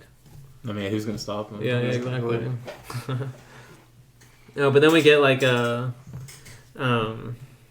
We come to the inside where this is where some of these scenes kind of remind me of Barry Lyndon too. This kind of the demythologization of like this kind of elegance, you know, and how funny it is. Really. Yes, because like especially like you know Barry Lyndon has the famous card playing scene with the candlelight and stuff. Yeah. But this one is also really funny where like they're first the way the camera kind of like goes around the room as they're like all playing cards at different tables and stuff. And I went back and looked because we do see the wife sitting next to him initially, but you might not notice it. Because then he goes to like a closer shot of just Louis in the foreground, and then like his mistress standing on the right in the background, and he's like, "Hey, I'm gonna place this bet for you." Basically, he's like, "I'm gonna place this bet for you," and she's like smiling, and he places the bet, and he loses, and he looks at her, and he's like, "Oh, you lost." He says something like, "Oh, you lost," and then the camera pans a little over to the left, and his wife is sitting right next to him. And he's like, she's like, when will you stop torturing me? And he's like, I don't understand. She's like, you understand very well. And he's like, starts yelling at him and stuff. But that's when like we're kind of watching all this stuff happen where that kind of woman that was helping Fouquet earlier, she goes and starts talking to the mistress, trying to get her on his side, and she like the mistress like rejects it right away. But that's when like I don't know how Louis decides this, but he just goes, he walks up to Fouquet and he's like, we're gonna have the next council meeting at your house, and then walks out of the room, and Fouquet sees that as a good thing somehow. He's like, oh, I'm not worried. He probably like wants to thank me for like my services to the kingdom or something like that. It's one of those moments of impulse maybe that you always talk about. Honestly, yeah, because that's actually what he says to... I skipped the quote because he says I think the mistress comes up to him right after and tells him. Yeah. And then he says to her, I've noticed that my first impressions are usually correct, and this step forces me to postpone any further. And this step forces me not to postpone any further what I both want and fear to do. And that's when he decides to go. And I guess maybe I didn't even read like that, but yeah, that's when he decides to go. Like, he knows he needs to kill or arrest Fouquet anyway, despite the consequences, because it is implied it's going to make a big deal if they do arrest him. Well, especially in his home province. Yeah. That's why Fouquet's not worried. Because yes. He's like, the king wouldn't do this in my own territory, basically. Yes. No, that's a good point. For risks of starting shit. Yes. No, that's true. And then, of course, he goes and tells his mother, and his mother, of course, is a huge, like, on the side of Fouquet and stuff, so that's another kind of, like, way he's, like, going against his mother. And she also says, like, you're beginning to scare me, too. Kind of, like, hinting at this idea. He really is starting to become, like, his own person in a way. But... this is like it's kind of one of the most random scenes in the movie, but it's like, I still love it because of that, because it's like, in a traditional movie, you would never show this, like something, like, you would never start the scene this way, where the king has already decided he wants to kill Fouquet, but the way he gets that information is like, we get that information is, we start with these soldiers sitting on the side of the, like, outside of the kingdom. Yeah. and they're just kind of just like they're complaining about like what they have to do and stuff. Like, why are we here? Yeah, exactly. There's nothing. There's no one to fight here. Yes, yes. And then one of them was like hitting on a woman too. Actually, they're all hitting on the women. Yeah, but it's actually the guy we're actually about to follow too. Yeah. He's just like hitting on a woman, telling him like, "Oh yeah, I work for the king." And I stuff talk. like I talk to the king every day. Yeah, He's he's like, like, do you actually talk to the king? Yeah, he's like, I see the king every day or something. Oh, he does like talk. I think he says, yeah. I think he says talk. Well, anyway, he's getting proven right now because it's like as he's like has the arm around her, the guy's like the king. Some guy comes up to him, he's like, "The king needs to see you right now." And so like we watch this long. It's a pretty long walk too. Like watch this guy walk up there to see the king, and then the king basically tells him. Well, actually, before we follow, because it's like one of my favorite like Rossellini detail shots. Like before we actually follow the guy following up the king, he hangs on this like water bearer, like carrying water just down the street, and he's just yelling water, water for like anyone in the street, and it's like looks heavy as fuck as he's just like slowly walking. I'm like, it makes you just think for a moment, like, fuck, this is like people got water back in the day, like what the hell? Well, I also love just kind of how like it's like this area they're kind of we're in is like a little like corner of like the courtyard basically. Yes, it like, looks like more beaten down part. Yeah, but there's like a lot of like color to it in a way. Yes, like, no. Well, I like the uniforms a lot. So. Yeah.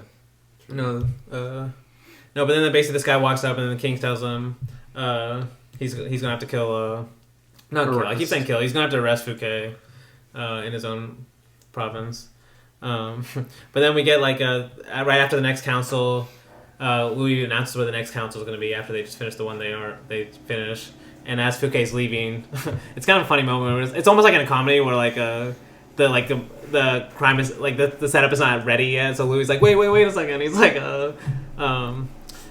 I forget what he says. He's like, oh, I need to tell you something, and then he walks over to the window, sees if the guy's ready, he sees if the rest is ready, then he comes back and he's like, okay, I'll tell you another time. Well, he's like, never mind, I'll tell you another time. And that's when this is another thing where it's shot from above too. The camera never goes down; it just stays shot from above, like almost like Louis' perspective watching it, where we see like Fouquet get arrested, all down below. It's like they're all just like tiny dots almost, since they're like we're watching like this guy enter the cart and stuff. The red of like the woman there, like how red her dress is. Yeah, it's crazy. It pops out really well. Yeah, and there's like because she gets in her own cart like at the end after or something. There's like a woman that gets in something after. Yeah, I think so. Something like that. No, but then like right after that. It was so it's like she has like her own like it's not even like I don't even know what to call it. It's like a carriage. It's like one of those carriages like kings used to go in, but it's like for like one single person, so it looks really goofy. But they're carried too. It's like one of those. It's like one of those. Yes, it's carried by two people on each side. Yeah, but it looks so goofy. Yeah, it's like only like one like it's like space for one person. It's called a palace something. Is it Palisa? Honestly, the main Palicade? Is that what it's called? Okay, Dany, what film do you think of when you think of that? I'm curious if we think of the same one. Actually, the Apostles. I was gonna say Kung Fu Panda. Actually, it might be the Messiah. No, I think it's like Kung Fu Panda. Do you remember that one? Yes. When he breaks it. Yeah, at the beginning. Yeah. When he like flies over the when they're taking him in after he does that. Oh, so they think he's yes. And then he like breaks it. Warrior. And he like breaks it, and they're trying to carry him. Anyway, see, that's the worst reference of mine. At least mine are relevant. At least mine are relevant. You don't love Kung Fu Panda? I do. Yeah, sorry. Yeah, wait, hold on. Yeah, but still, we know the real you. You can't fool us. Like, but anyway, to get back to the movie, like I said, like each movie has like a few of like a character will actually give like their kind of a. It'll almost be like direct text, like we've been saying, of like what they thought their purpose was, maybe. And so I want to read what Louis says to Colbert here, basically of like what is his ideal state, and he says, "quote." The king should be the unique soul of the state. To prevent the Fronde from returning to power, it's not enough to rely on those who are more loyal than others. Everyone in the kingdom must derive all things from the monarch, as nature derives all things from the sun. The people just be assured work and bread. The people must be assured work and bread, so that poverty will not drive them into the arms of new rebels. We'll see to it that taxes are lowered. As for the nobility, they as well as we shall derive all things from the king. Privileges, honors, money. Therefore, we shall have them continually in our presence, separated from the bourgeoisie. We'll make sure that being near from us will be worse than exile for them. And then Colbert tells them, be careful, sir, that expenses do not become great. And then he says, expenses, Mr. Colbert, will be sources of activity and profit. The merchants, artisans, and the bourgeois will see that it's in their interest to build ties to the king, the animator of all enterprises. All our decisions, great works, the establishment of new industries, consequent of new lands, will provide opportunities for immense profit. This is the outline of my policy. And I read that quote because these next few scenes or these anecdotes or episodes, however you want to call them, are basically this idea of like Louis instilling these kind of virtues in his own way. And it starts with my favorite one, which is it's funny because I've mentioned a few times, like what does a modern viewer have while watching this? And I think like a modern viewer can really relate to like this idea of how important fashion has become in terms of like presentation, you know. And that's why it's so funny as like it's honestly a great cut where like they show him like literally with his like hands on his chin as he's thinking about like he's like walking in different ways, looking at this model who's like wearing the clothes, like trying to decide. And then I love what he says, like there's not enough ribbon and lace, you know, it's got to be more flowery. He says what the guy's wearing a dark wig, so the mustache needs to match too. You know, Mr. Stenciling his mustache. Yeah. And then he says something. He says one of my favorite quotes too. I think you mentioned earlier, where he says, because he says he's trying to copy, I guess, Mr. Fouquet's apparel in a way, but like make it better. I think because he says Mr. Fouquet understood that minds are governed more by appearances than by the true nature of things. And I think that's like why. Obviously, why he's spending so much time like emphasizing this kind of dress. Because they're basically updating the German garb. Yes. They do make some joke about it too. I forget what they say, but I think they make a joke about Fouquet based on the German garb because he basically said like he took out only the pompousness from it, and not the actual like what was used for or something. Okay. I forget exactly. I don't know. There was some deeper quote there, but because I want to read, I wanted to read at this point what Rossellini says about kind of like Louis taking power. Where he says, quote, Louis describes the technique of taking power, which is a useful thing to know. For Louis XIV, making people feel they had to dress that way became a psychological and political action. Thus we're dealing with an absolutely empirical understanding of people. That he manages to enfeeble the Fronde by creating Versailles, wigs and so on, is rather curious. And something else that's curious is how all this was carried out with a specific economic development at the beginning of specific sort of mass production. And I love the idea of like, he saw this quote, empirical understanding of people. It's like he saw this fashion as a way to control people. You know, this I said, Gallagher said this movie is about totalitarianism becoming to be via consumerism. This like I love this. It's like such a simple scene of fashion, but it kind of says so much. You know, it's like why it's showing in the first place. You know, it's showing like why he treated it so important. Because like, first it's like funny. We first get the fashion scene, and then the next thing we see is actually building Versailles, and then that's when we get like the kind of grand scale what he's actually trying to do. You know, like the more traditional king scene, where he's like walking. It's like a mix of like green screen and like some stuff in the foreground actually going on with the construction. Not green screen. Matte painting. I didn't mention it earlier, but Rossellini used to. It's called like the Schufften process. SCHUFFTNA. I don't know how to spell it. It's something like that. But anyway, like it's kind of interesting. Like he would. The way to describe it is you would put a like clear plane of glass. Like let's say you want to film something in the background. You would have a clear plane of glass in the foreground, and then you would have a painting behind the camera. And then a small part of the glass pane in the foreground in the lens, you would paint reflective. So like, as the camera's looking to this glass, the reflective part would show the painting that's behind. And then the rest of the glass would show what you're still filming in front of the camera. So you would kind of get the painting in front of the camera that's being reflected off a glass right in front of it. And then the rest of it's still filming behind. So you'll see like certain stuff like at Athens in Socrates and stuff like that. And, like that little thing in the distance, it looks like the Parthenon. Yeah. That's really like a painting that's behind the camera. Jesus. And I just thought it was behind the set. No, I thought it was just a painted set. I did too. No, but he used this kind of process a lot because it was like a cheaper way to like you could just use a painting and then make it look like it's way bigger by just like having it reflect off a glass in the foreground and then filming the rest of like just real stuff that's more like closer to it. That's insane. I'd have to see the process. So I'm pretty sure that's how he filmed Versailles in this too, like because there's that great shot of like first we're seeing all the construction and stuff, and then like he says that quote that he says quote Louis says, "Nothing signals more clearly a prince's greatness of spirit than his buildings. Posterity judges him by the measure of the structures he's built. After me, Versailles will remain the palace of my destiny." And then like it shows him he's like he's making specifics and stuff, and then they all walk off, and it's that great shot where it hangs on like just the plants in the foreground, the construction. You hear the construction, and then it's like transitions to like the finished product. Oh yeah, it's a great shot. Yeah. And that's where it cuts to after the finished product. It cuts to like the celebration of Versailles, where we're supposed to assume anyway. And that's where we see Louis walking in with his like red, his new red outfit. Everyone's like all impressed and stuff as they're all watching in silence. Goofy as hell. Yeah. The hat is what. Hey! At the time, He was it like was Santa amazing. Claus, low key. Okay. Like The hat You mean just Santa kinda- Claus looks like him? okay, man. I was thinking Captain Hook, but Captain Hook. He's like a Peter mixture. Pan. He's like a Okay. mixture of like Captain Hook and Santa Claus. okay. Like the hat's Captain Hook, but like The hat is just it sends me. Like Yeah. I was fine with the rest of the outfit, but then the hat I was I like, would. oh my god, my dude. I don't know about. I don't know about fine with the rest of the outfit. I don't know if I'm there with you. For the time, I was like, it's fine. It's fine. Even for the time, it's like, what do you do? But look how much he stands out compared to everyone else. Yeah, He's he looking definitely good stands now, out. wig man. That guy. No, yeah, but I think it's a big hit, and then we kind of cut to like this like conclusion of the movie, which is like such an anti-conclusion in a way. Is like first we get this the king's meal.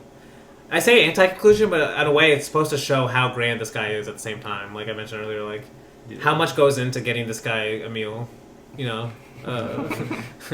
first we're like seeing how busy this kitchen is. This is my favorite scene of the movie. Okay. I love this. I love how much chaos is. No, There's it probably looks- like over 20 people in this kitchen. It just looks running amazing. around. It looks amazing. It looks Probably awesome. Yeah. And this is like obviously like the kind of chefs we have today are based on this like French. I was process. watching this going like Gordon Ramsay. That guy. No, but apparently like I don't know a lot about cooking, but a lot of the processes that chefs have are from the France like cuisine tradition, from what I know. So, no, it's kind of crazy because he's like standing above, just literally like commanding different people, like the different chefs. There's like the master of greens. He's like checking the pig and stuff. But then like when it cuts to like there's so much chaos, and all of a sudden there's a hard cut to like silence as he's in this like huge ass room with that huge painting behind him. So like the statues. Yeah, and he's just sitting at that thing by himself. All these people around him. Yeah, just looking at him. Yeah. It's honestly insane. Like I can't believe like you just can't imagine anyone watching anyone eat for anything. Actually, people do watch people eat on the internet. So Actually, yeah, That's that the is thing. like a whole like probably popular. so remember, I can't say that. Maybe that is not like Although- maybe the nobility love doing this shit. Honestly though, I never. They're like, oh, we're going to watch the King of Eat today. I've never been able to watch those videos. Like I just. No, I don't understand. I just don't honestly. care. Like it's like it must have been so boring, but there's that part. Okay, so they're starting the main course. We get like the kind of grand music as he starts eating, and this is like another kind of side conversation. It cuts to because he's not eating using a fork. Yes. Yeah. He's The using guy's his like, "Oh, is the fingers. king not familiar with using a fork?" And they're like, Familiar "Yes." with he the use appro- of a fork. And then one of them's like, "Yes, but he disapproves of them." And another one's like, "Yeah, he went to a rage once when he saw someone use one." It's so funny. But then, that's when someone's like, "Oh, the king has begun his 14th setting," and like the. It's just so funny, You hear that yeah. news pass through all the way back to the kitchen, and they're like, "Oh yeah, the 14th setting." No, but I'm just like, oh my god, how long are these people watching this man eat? No, but the biggest pause moment in the movie is when they what the 14th setting is the meat for the king, where they keep saying meat for the king. Oh my god. But yeah, they bring him his meat. What? They do. Suckling pig. No, but this is actually a really funny moment in the movie too, because it's like all this grand stuff for the suckling pig, the 14th setting, and then he's about to eat it, and then the guy who's like, I guess he checks like for like if the food is good or not. I actually don't know what this guy's job is. Like the Taste tester. Yeah, make sure he it's doesn't not, even taste it though. Make sure he it's just not like looks at poison. it. I don't know. Maybe he's like But smelling for the poison. he's some I kind of don't food know. advisor. Just looks at it and he's like, I strongly advise against it, sir.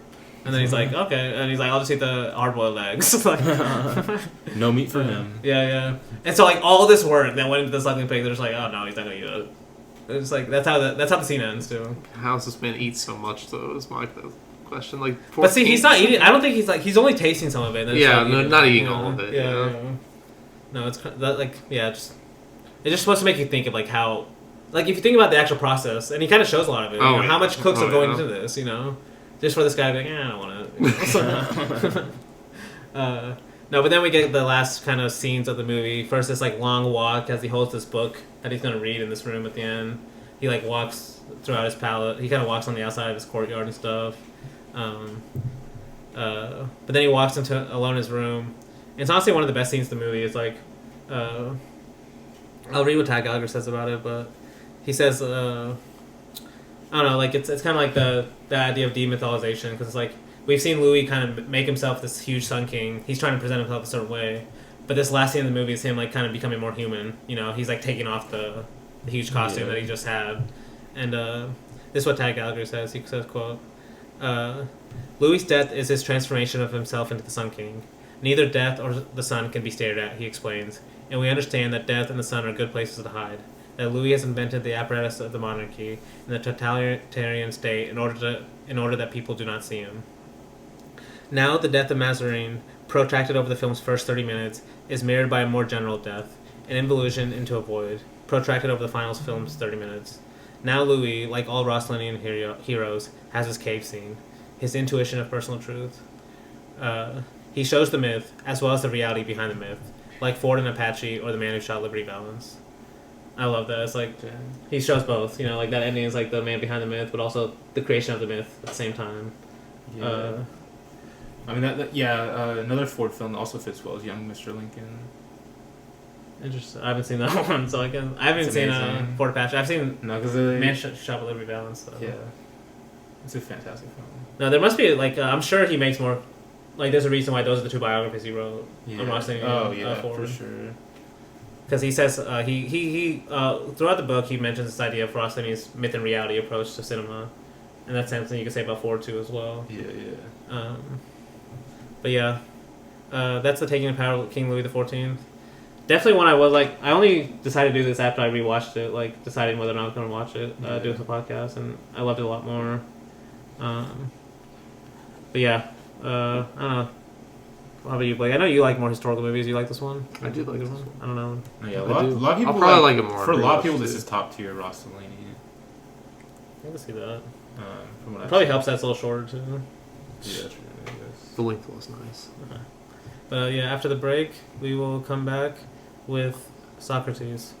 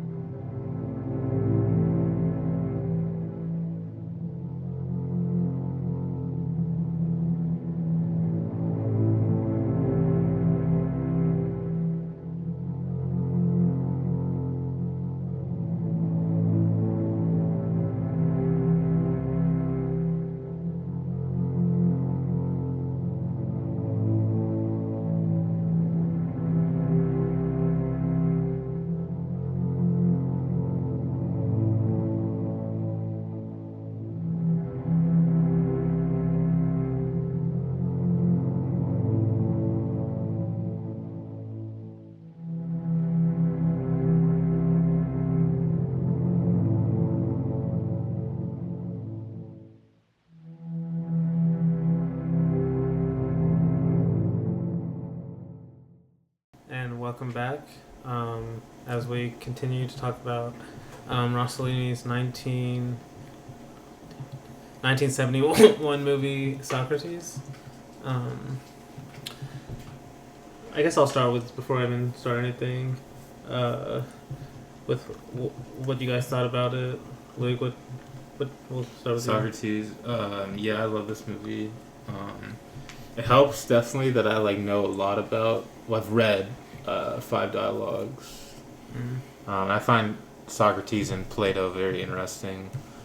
I think it's something it definitely is a big part of it. I think is democracy, but I think is a big part of this movie, the idea of democracy, and kind of how interesting Socrates' relationship to it, because he's someone who was critical of democracy, but also believed in the law. In a way, it's almost like a contradiction in itself. How can you believe in democracy but believe in that the laws must be upheld? Which I don't know if he's criticizing him about it, but it's just something that's brought up in the movie that I find interesting. And especially since he still supports it even after they condemn him. Yeah, even after he condemns it, he's he gets the offer his friend offers him. He's Matt, if the law would talk to me right now. Yeah, it's the credo, and he was trying to convince Socrates to escape, and Socrates wouldn't. Yeah. But yeah, this movie is really interesting. It's especially with like Rossellini's take on it. It's just I don't know. Something about Socrates like walking around, like him like being fat, you know, just like being a human. I don't know. That's something I love about it. Yes. Especially, but no, honestly, yeah. Especially since Socrates saw himself as so much the other side. That's, you know, maybe too much so. Yeah, and I also I think it's important because we talked about Europa 51. It's kind of a similar kind of how like in a way how like society crucifies like these people that are in a way are like don't conform in the way that in a way they're like they kind of like are kind to people and are just like in a way just challenge the norms. And this is definitely like another instance of that where he's almost I've heard people say this and I honestly kind of agree, like he's almost like painting him like a Jesus Christ figure. This is like Christ-like figure in a way like similar to Jesus in a way. Like how so? How in a sense like how he's like in terms of in teaching people about kind of his philosophy, he gets crucified for it because they see it as going against the gods in a way, the ancient gods. Especially with the Jesus thing, you could make that. But what I've kind of made the point with all these historical movies is all of those movies kind of have that arc in some way. No, yeah, like for sure. See, Francis doesn't as much. That's why it's like a little more lighter. Like we don't really see the crucified aspect. Yeah. But some of these later movies, like Pascal, we'll see next week for sure. Yeah. And then obviously Messiah. Yeah. No, but yeah, it's like the idea of because you kind of mentioned this. Actually, I'll get back to the second. But did you have anything else? Like you want to say? No, like you said you went back through your notes of the dialogues. Is there anything that stood out going back based on this movie? Maybe it's a different Socrates. Like, okay, because you read Socrates first, right? Before you watched the movies? No, yeah. Did you have a different impression of him, maybe? A little bit. I saw him a bit more annoying in the book version. Like he's a debate bro. But he's definitely more. It definitely feels more authentic in the film version. It also is interesting because a big thing about the dialogues is that people don't know where, which is like an actual idea from Socrates, or whether parts of it are like which parts are just Plato using Socrates as a mouthpiece for his own ideas. Yes. But it's interesting how this. I think we see Plato in the background. Maybe do we even see Plato? No, it's funny. They even say, "Oh, Plato is ill," so they want to get Plato to go try to convince Socrates to stay. Accept the escape instead of dying.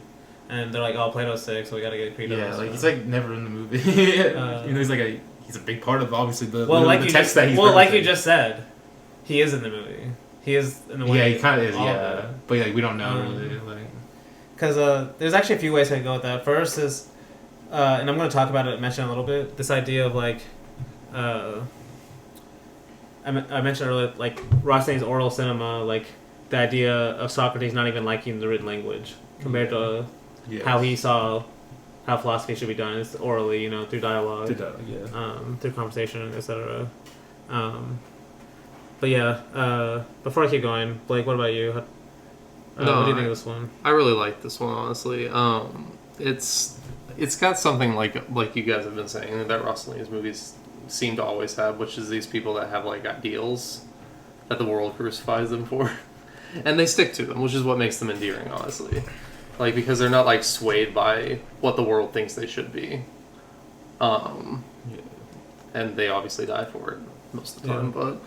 But no, I do like this movie. It's like it was hard for me to originally get into it because, like I said, the music was really doing its best to lull me to sleep. Like, it's a very lazy movie, which I do very much appreciate, and I think it's going to grow on me like whenever I watch it again because of that fact. But it's also like really beautiful. Like I called the last 30 minutes like dramatic in air quotes, but that's just because of what's being said. Like I agree with so much of what's being said that like feels more dramatic to me than the rest of the movie might be. But I did forget to say something too. But, I find it interesting too. A big thing about the Socrates like stories are his relation to death, because in a way him rejecting the law, as I kind of said, like, oh, I want to, you know, I'll take my punishment instead of like having the chance to escape.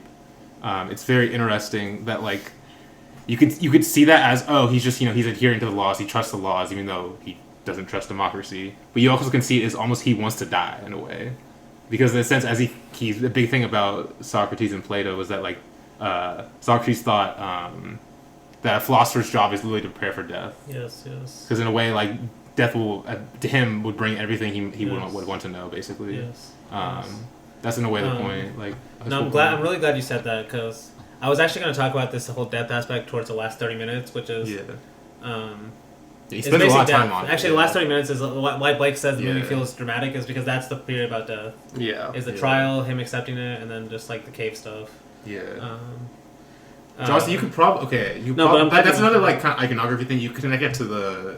I feel like you connect the cave to Yes, yes. Jesus's like tomb. Oh, I think I meant Plato's cave.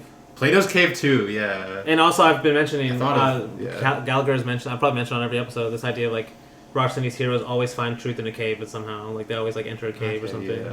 Like, even a Paisani mentioned this. Yeah. Almost like every episode has that kind of scene. But for some reason, it reminds me of Jesus' tomb too. No, I could see that. Yeah. I could definitely see that. Especially the way they both of them approach death. You know, Yeah. the same kind I of mean, confidence. he has a shroud over him at the very end too. Yes. Yeah. Well, I even mentioned this on the Louis episode. The way even Mazarin approaches death seems to kind of have this attitude, the same way Socrates approaches it. Yeah. No, we'll definitely talk about more about that at the end, because that is. But I'm glad you mentioned now, because it's like a good way to approach the movie too. Like, you can say the whole movie has that idea of like, this is a man who has prepared for death, you know, Yeah, already. literally, yeah. So like, that's why I said in a way like, these movies are almost better if you do have some understanding at least of the person, Yeah. because then it's like giving an image for you to kind of like even bounce off of in a way, Yeah. and agree or disagree, you know. Definitely. First I want, because I mentioned like one for the kind of short description he gave that Gallagher gave for Louis XIV. So he has one for Socrates was, quote, we show his method of developing logic and intelligence. That was like Rossellini's kind of idea towards the movie. And then later he says, in Socrates, the allegory of the cave and everything relating to metaphysics are significantly missing. Instead, we are shown Socrates drinking the hemlock in a cave full of shadows and discoursing philosophically on the immortality of the soul and remembering to offer a cocktail Asclepius. Basically, like, he's pointing out, like, we're seeing a kind of different side of Socrates, you know, the more human side, like you said. Yeah. We don't see the allegory of the cave, like you mentioned. We see some of the big moments, you know, like the what is beauty one is so funny. Like, some of them are more funny than anything. Oh yeah. Like, if you're reading the actual dialogue, like you said, you get a more serious, more debate bro Socrates. Yeah. And this one you get a more like Blake's, like, it's a more lazy Yeah. Socrates. He's like had these No, conversations. it's so like, funny how I like pauses and stuff, and it's like well, but there is something annoying about it, even in this movie. No, yeah. I mean, Like, I can still see why people are annoyed about them. of course, yeah. It's just he's got some great quotes though. It's just He like, does. well, Athens, if you would have just waited like 3 more months, the nature would have gotten rid of me for you. But now you have to live with this for the rest of your lives. I mean, that last line goes to what I was saying. Like, Rossellini sees the whole thing as dramatic. You know, like, even if the moment is not presented dramatically that much, like, he thinks this is a big moment in history, Socrates' death, and the people don't realize it, but Socrates almost realizes it, you know. But I mentioned this idea of, like, because you mentioned the Christ, him compared to the Christ. Yeah. The main reason why I kind of hesitated is, and I'm going to compare these next few notes that I have are, like, basically, he says Socrates, Pascal, and Cartesius makes up the trilogy of Uncharm for Rossellini, which he says, quote, are portraits of men remarkable in the abstract, but unlikable in life. The heroes have uncharm in societies that value charm above all else, except perhaps for the value they place on the abstract, as long as the abstract is a variant of charm. And then basically that idea of so then, okay, actually let me finish, because he says, why are these 3 men part of this uncharm? He's basically saying, like, in this tradition of eloquence, this tradition of charm that's come back with, like, Louis XIV, you know, this idea of, like, you have to act a certain way. Yeah. He sees these 3 men as kind of, like, outrightly opposing it, almost in an unlikable degree, you know. Yeah. And he says, quote, who was Socrates? The main thing for Socrates was to be himself. His wife represents what is going on in the world. She is the expression of emotion, he the expression of rationality. This is an eternal conflict. Who was Pascal? I'm going to read this next week, but I wanted to read it now because it kind of makes sense. He says, who was Pascal? A very boring character who never made love in his life. When he was suffering, which was most of the time, he was always having pains of one kind or another. He solved problems with geometry. He really wasn't too much fun. And then he said, who was Descartes? And he says, less sympathetic than Pascal, perhaps. He was a son of a bitch, a coward, a lazy person, but he was also intelligent. He was quite repulsive, of course, not simpatico, but I don't care about that. Damn. And that's kind of, if you see, like, he doesn't see these people as, like, perfect people, you know? Yeah. He sees Socrates as kind of unlikable, and, like, that's why, like, he mentions Socrates' wife as, like, the emotion part. That's why I say, like, I don't think he's fully hero-worshipping Socrates either, showing those scenes. It's like, the wife is kind of right. Like, Socrates is like, she's like, we need money. Why don't you charge for money for your knowledge or something? He's like, no, the knowledge I have can't charge for any money. Yeah. And then she's like, yeah, but bread and food cost money or something like that. And that's how it ends. So you can almost take, like, either side. Like, if you're taking the idealistic side, you can, like, side with Socrates. But if you're, like, you know, taking the more human, emotional side, you can take her side, too. And they're, like, both justified in their own context. But because he also compares, because you mentioned the Messiah, but the one he compares to Socrates more to as, like, the opposed, but they're kind of the same way, and what they're trying to do is Francis. In terms of let me read what Rossellini says. He says, quote, Socrates is a man of today. Socrates is bound to reach the same results as Francis, but Francis gets there through the impulse of his dreams and desires. Socrates by logic. Instinct in Francesco, reason in Socrates. Yeah. And then he says, and then Tad Gallagher says, kind of going on with this comparison of the two, he says, quote, Socrates' timing is lousy. He wins every engagement tactically while losing every engagement strategically. Not because he makes enemies, but because he discourages rather than inspires. He's contrary to St. Francis, who loses tactically but wins strategically, because he wins friends through emotional encouragement. Thus, even in Athens, Rossellini's hero dies because ideas that revise the conception of the universe are never timely. By definition, they threaten everybody. There's, like, a few really good stuff there. I like the idea of, like, Francis, like, just wins through, like, his, like, irrational emotion. Like, that's how he's able to win people. Yeah. But then we see, like, Socrates basically lose everyone, like, through, like, being right the whole time. Yeah. You know? Like, it's kind of funny. Like, the trial, he's almost too right. You know? It's like, why are the crowd disagreeing with him? You know? Yeah. But then he's, like, still put to death. It's, like, almost he's, like, too reasonable in a way versus, like, Francis is, like, the opposite. He's, like, he has kind of this rational love I talked about in that episode. But they both, you know, they're, you know, Rossellini both still likes them in their own ways for how they stood up or what they, kind of this, their own kind of world they were creating. But then to keep going, someone, like, apparently, like, a lot of his friends at the time and stuff would, like, make fun of him and call him Socrates, because, like, he would, you know, he would act like a Socrates type of person, you know, especially at this age. And so, like, someone asked him if the movie was a self-portrait, and he says, how is the movie self-portrait? He says, quote, chiefly for the port that he never earned a cent. And then he says, doing only what interests you, what you enjoy and judge useful.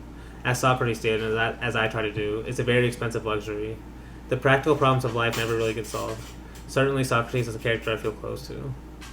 And then this critic that Tad Gallagher points out, called Michael McKegney, points out how it seems to be a lot of these ending moments, especially where the moments are more emotional, at least as far as they could tell, that they seem made up by Rossellini. Like, they're actually not in the text that they can find. Like, some of these more emotional moments. Like, the ones that he points out is his prayer to die among his friends. In the final words he whispers to his wife and children. Like, those seem to be made up. Like, those aren't actually anywhere, as far as they said. So it's like, you can see, like, that's Rossellini adding his own person, you know, in Socrates in a way, you could say. But yeah, that's... I said also about the TV ratings. So this one... I guess this one aired in 2 parts. So I said the other one had, like, 20 million. This one had... Part 1 was seen... had 4.9 million. Part 2, 7.5 million. Damn. So, I mean, not as much as the 20 million of the... I'm sure people tuned to Louis XIV just because, like, France... A lot of French people would know the him, Socrates name know? probably, like, that probably carried a lot of the viewers. Yeah. And I guess, I don't know what the enjoyment index is, but I guess it was 75, it rose from 70% to 75% for the first and second part. So people like the death scene.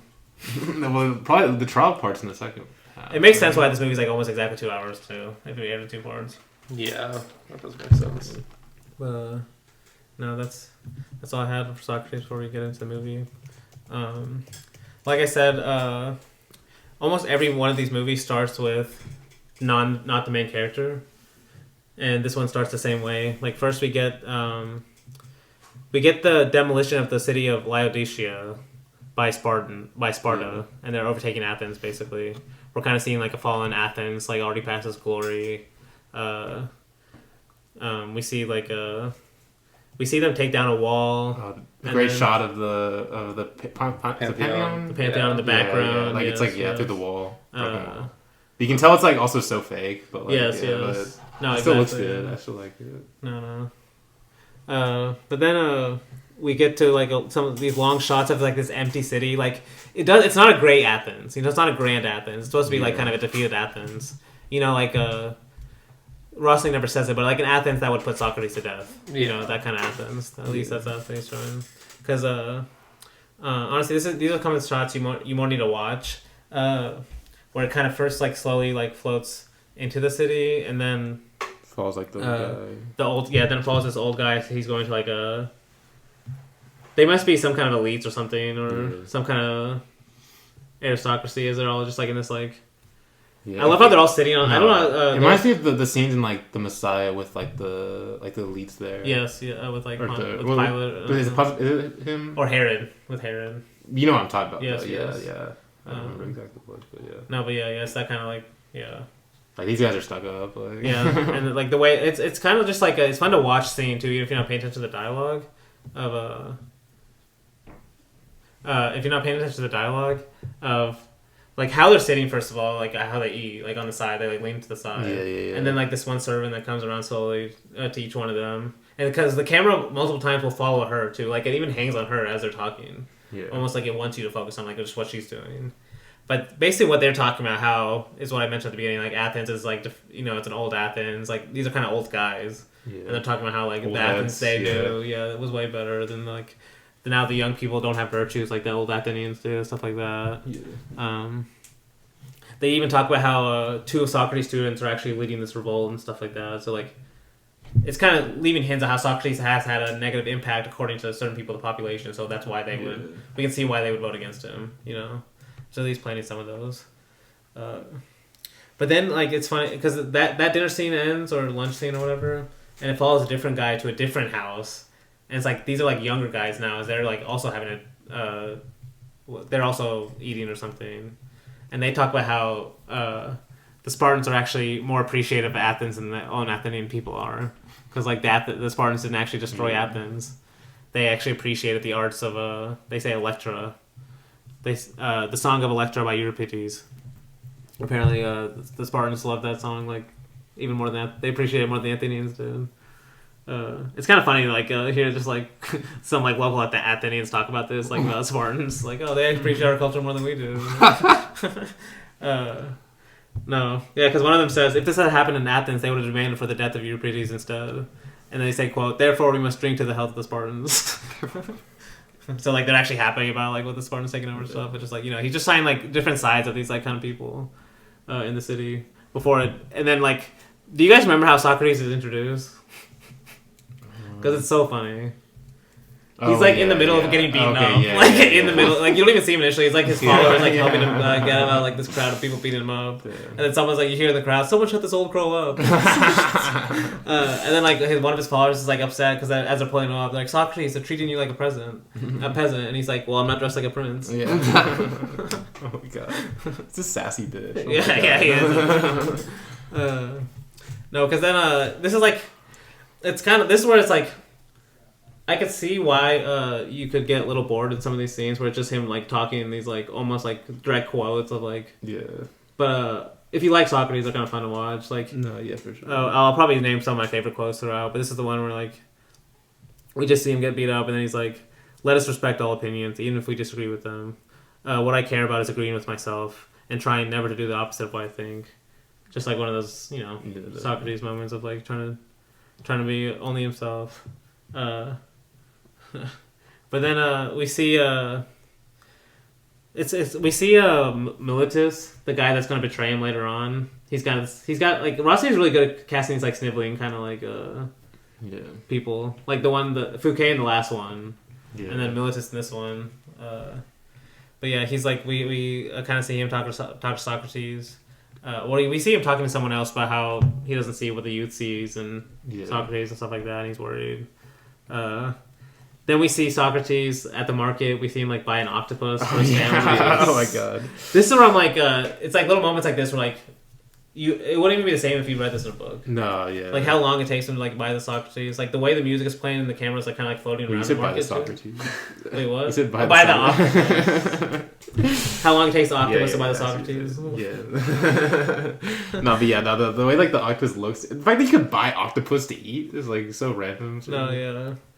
No, actually that's true too. Damn, they were getting that kind of meat back then. Like, is it like is octopus meat like, or is it even meat? I don't know. Maybe that's meat. Okay, yeah. but like, is it like good for you, or like, is it good to eat? I mean, you can eat it. It's edible. But anyway, the wife doesn't seem too happy about it when he brings it, because he's bringing it for his wife that he's like apparently forgot about and stuff. No, because there's like some great long shots after they buy it of him with his father just walking up to his house and stuff. Yeah. Some of the best walking in any of his movies. There was this one part, I'm pretty sure in The Walking, where someone was like, Socrates, your wife, and he just looks. He just like turns around real fast, like scared, and is like. No, but because we see them come home and she's like sitting alone. She says she's been scared for 2 days about where like he's been. And basically, like they're basically not. They never talk about the same stuff. Like he just seems to be in his own world every time she's talking to him. She's like complaining about real world stuff. Because he's like, she's basically just roasting him, like calls him a beggar. Like as far as like yeah, this is where she's like tells him to charge money for his teaching. She's like, but I know nothing, Xanthip, and this is knowledge, and this knowledge is not for sale. She's like, knowledge, there's bread that has to be bought. Do you think we can live on a few dried up crusts? And that's basically the scene ends. Like right after that, like I said, like there's no climax to the scene or anything. He just like presents both sides. But then we see him walking with his followers again, and it's like one of the most kind of pressing scenes of the movie in a way, without ever being commented on. It's like where all the people are just being hung, all the Athenians are being hung in the background as they're like walking through it. You know, yeah, so they're basically being crucified. And that's when like his followers ask him after, like, what do we do about all these Athenians that are dying? Like, is there anything we can do? And like all because they say they want to pray for them or something, and he's like, we pray to the gods for a favorable destiny. It would be better to pray for them to help us navigate towards the good, for their divine breath to fill our sails, so that we might feel the excitement of sailors at the sight of their goal. So it's kind of interesting, like the way he sees the gods. You know, you can see like why someone who would just be like, pray to God and hope like the suffering goes away. And Socrates like answers like that. You know, like pray instead just for our own like navigation. Yeah, like he like even though he talks about gods and God, like he clearly has a very different idea of like what God is compared to like a lot of them are. And we'll see that later on when they go like past a ritual where we see like a sacrifice taking place. Yeah. He's like, I don't understand why like the gods would like want this. like why are the gods want this again? Yeah. No, but then like they keep walking because that's why I'm like there's also these contrasts. Like first we see this like these people dying, you know, and as they're walking by, and then like after they're walking, and he's like, let's stop just for some fresh air, and they just like stop in this like forest to talk, and he talks about what the greatest happiness is. Because they're like talking about how like they want power or money, and he basically talks about how power basically makes you slave to it, you know. Yeah. And like true freedom, like power almost gives you the opposite of freedom in a way because it makes you slave. Don't they talk about perfect happiness in St. Francis too? Yes, There's a scene of that too. But he never really answers it, right? Like directly. He basically just says it's the suffering. Yeah, it's that suffering. Yeah, he actually does answer it. Yeah, it's basically suffering. Honestly, true. Damn, that's a good point. Yeah, no, because he basically says that, like, happiness is this opposite of what you would think. You know, it's not just power, because, like I've said, I already cited the power. Basically, he says happiness is knowledge and practice of the good. Like, there's a longer quote, but there's more longer quotes I want to read later. I don't want to read too many. But then we've already learned that.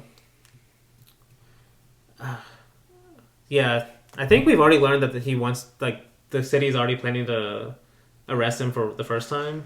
'Cause it's like the first like there's some council coming up against him, so it's like the first time like we see him in front of all these people, as they're.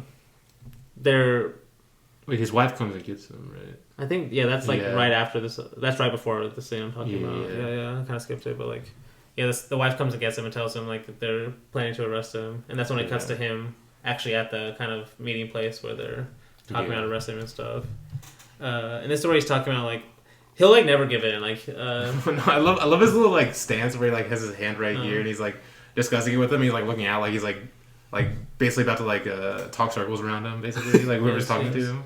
Especially in the scene, like that's why we'll talk about the Messiah next week. But there's a similar scene where he's also standing in front of like the Pharisees and like the high priest and stuff as they're talking in the same way, and like to compare and contrast how they both deal with it. You know, like Socrates is almost too rational. You know, he just wants to like he's like they ask him like what he does, and all he says is, "But do you know not that all I do is oblige others to think by asking questions?" And the dialogue that comes from these exchanges has the sole purpose of creating understanding. Yeah. Like he doesn't, like that's all he sees himself as doing, you know.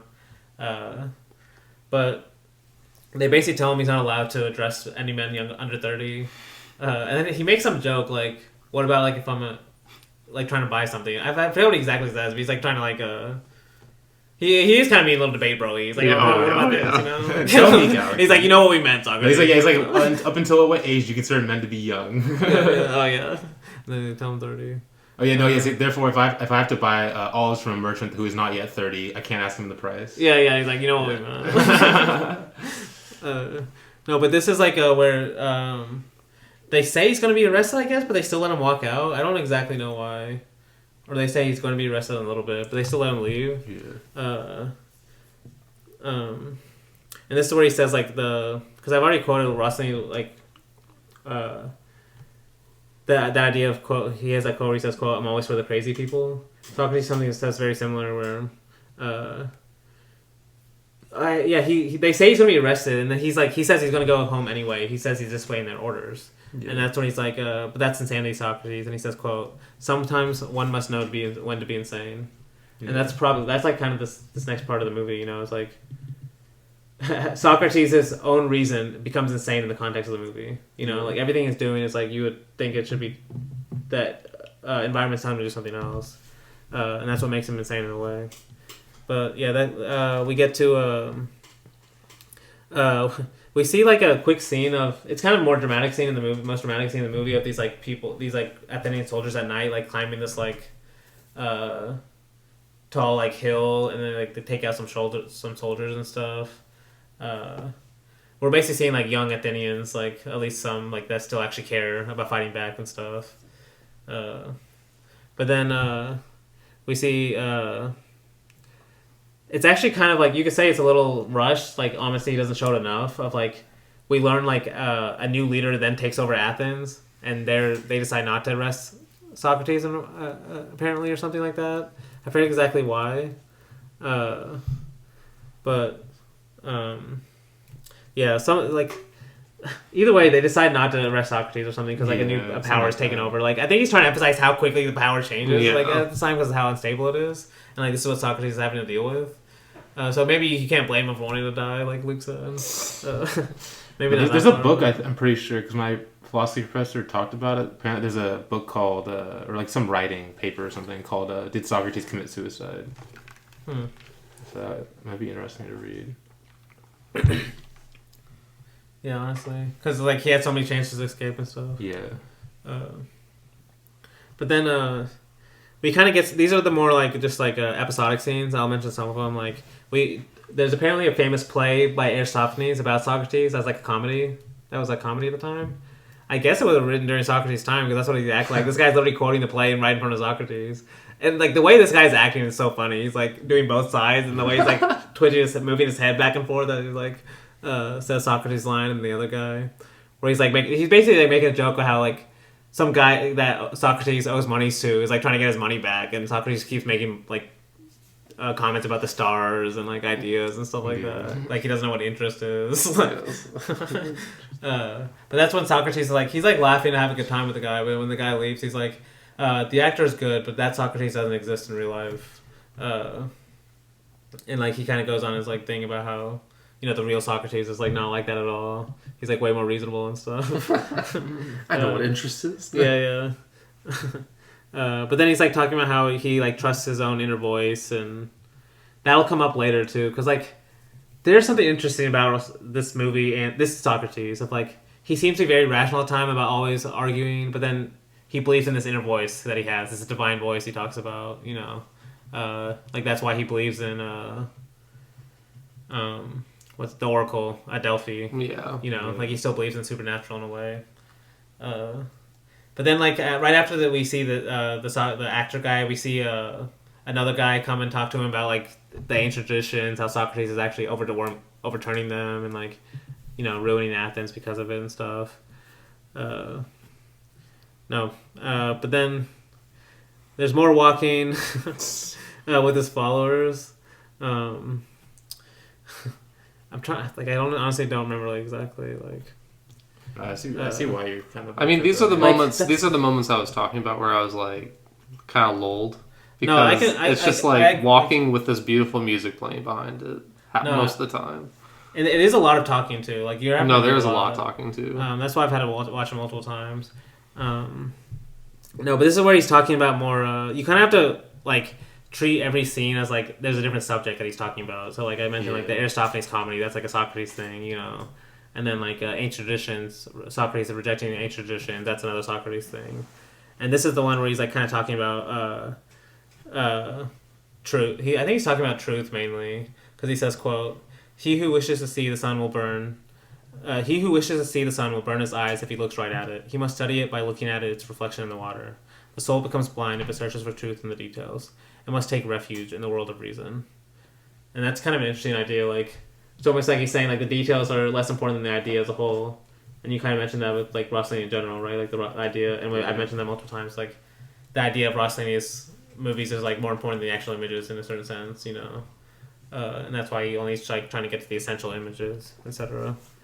But this is like where they're. It's actually one of my favorite lines in the movie because it's like kind of like Socrates is like poverty in a way, because they're asking him, if you can't feed a slave, Socrates, if you can't even feed a slave, Socrates, how do you keep from starving? And he says, I have learned to make do with the bare minimum. Because I'm content with very little, I'm always close to the gods. I just like love that line too. Yeah. And then he compares himself to Homer, because he says, quote, Homer was treated like a madman. Yes. And do you remember what other movie Homer's mentioned in?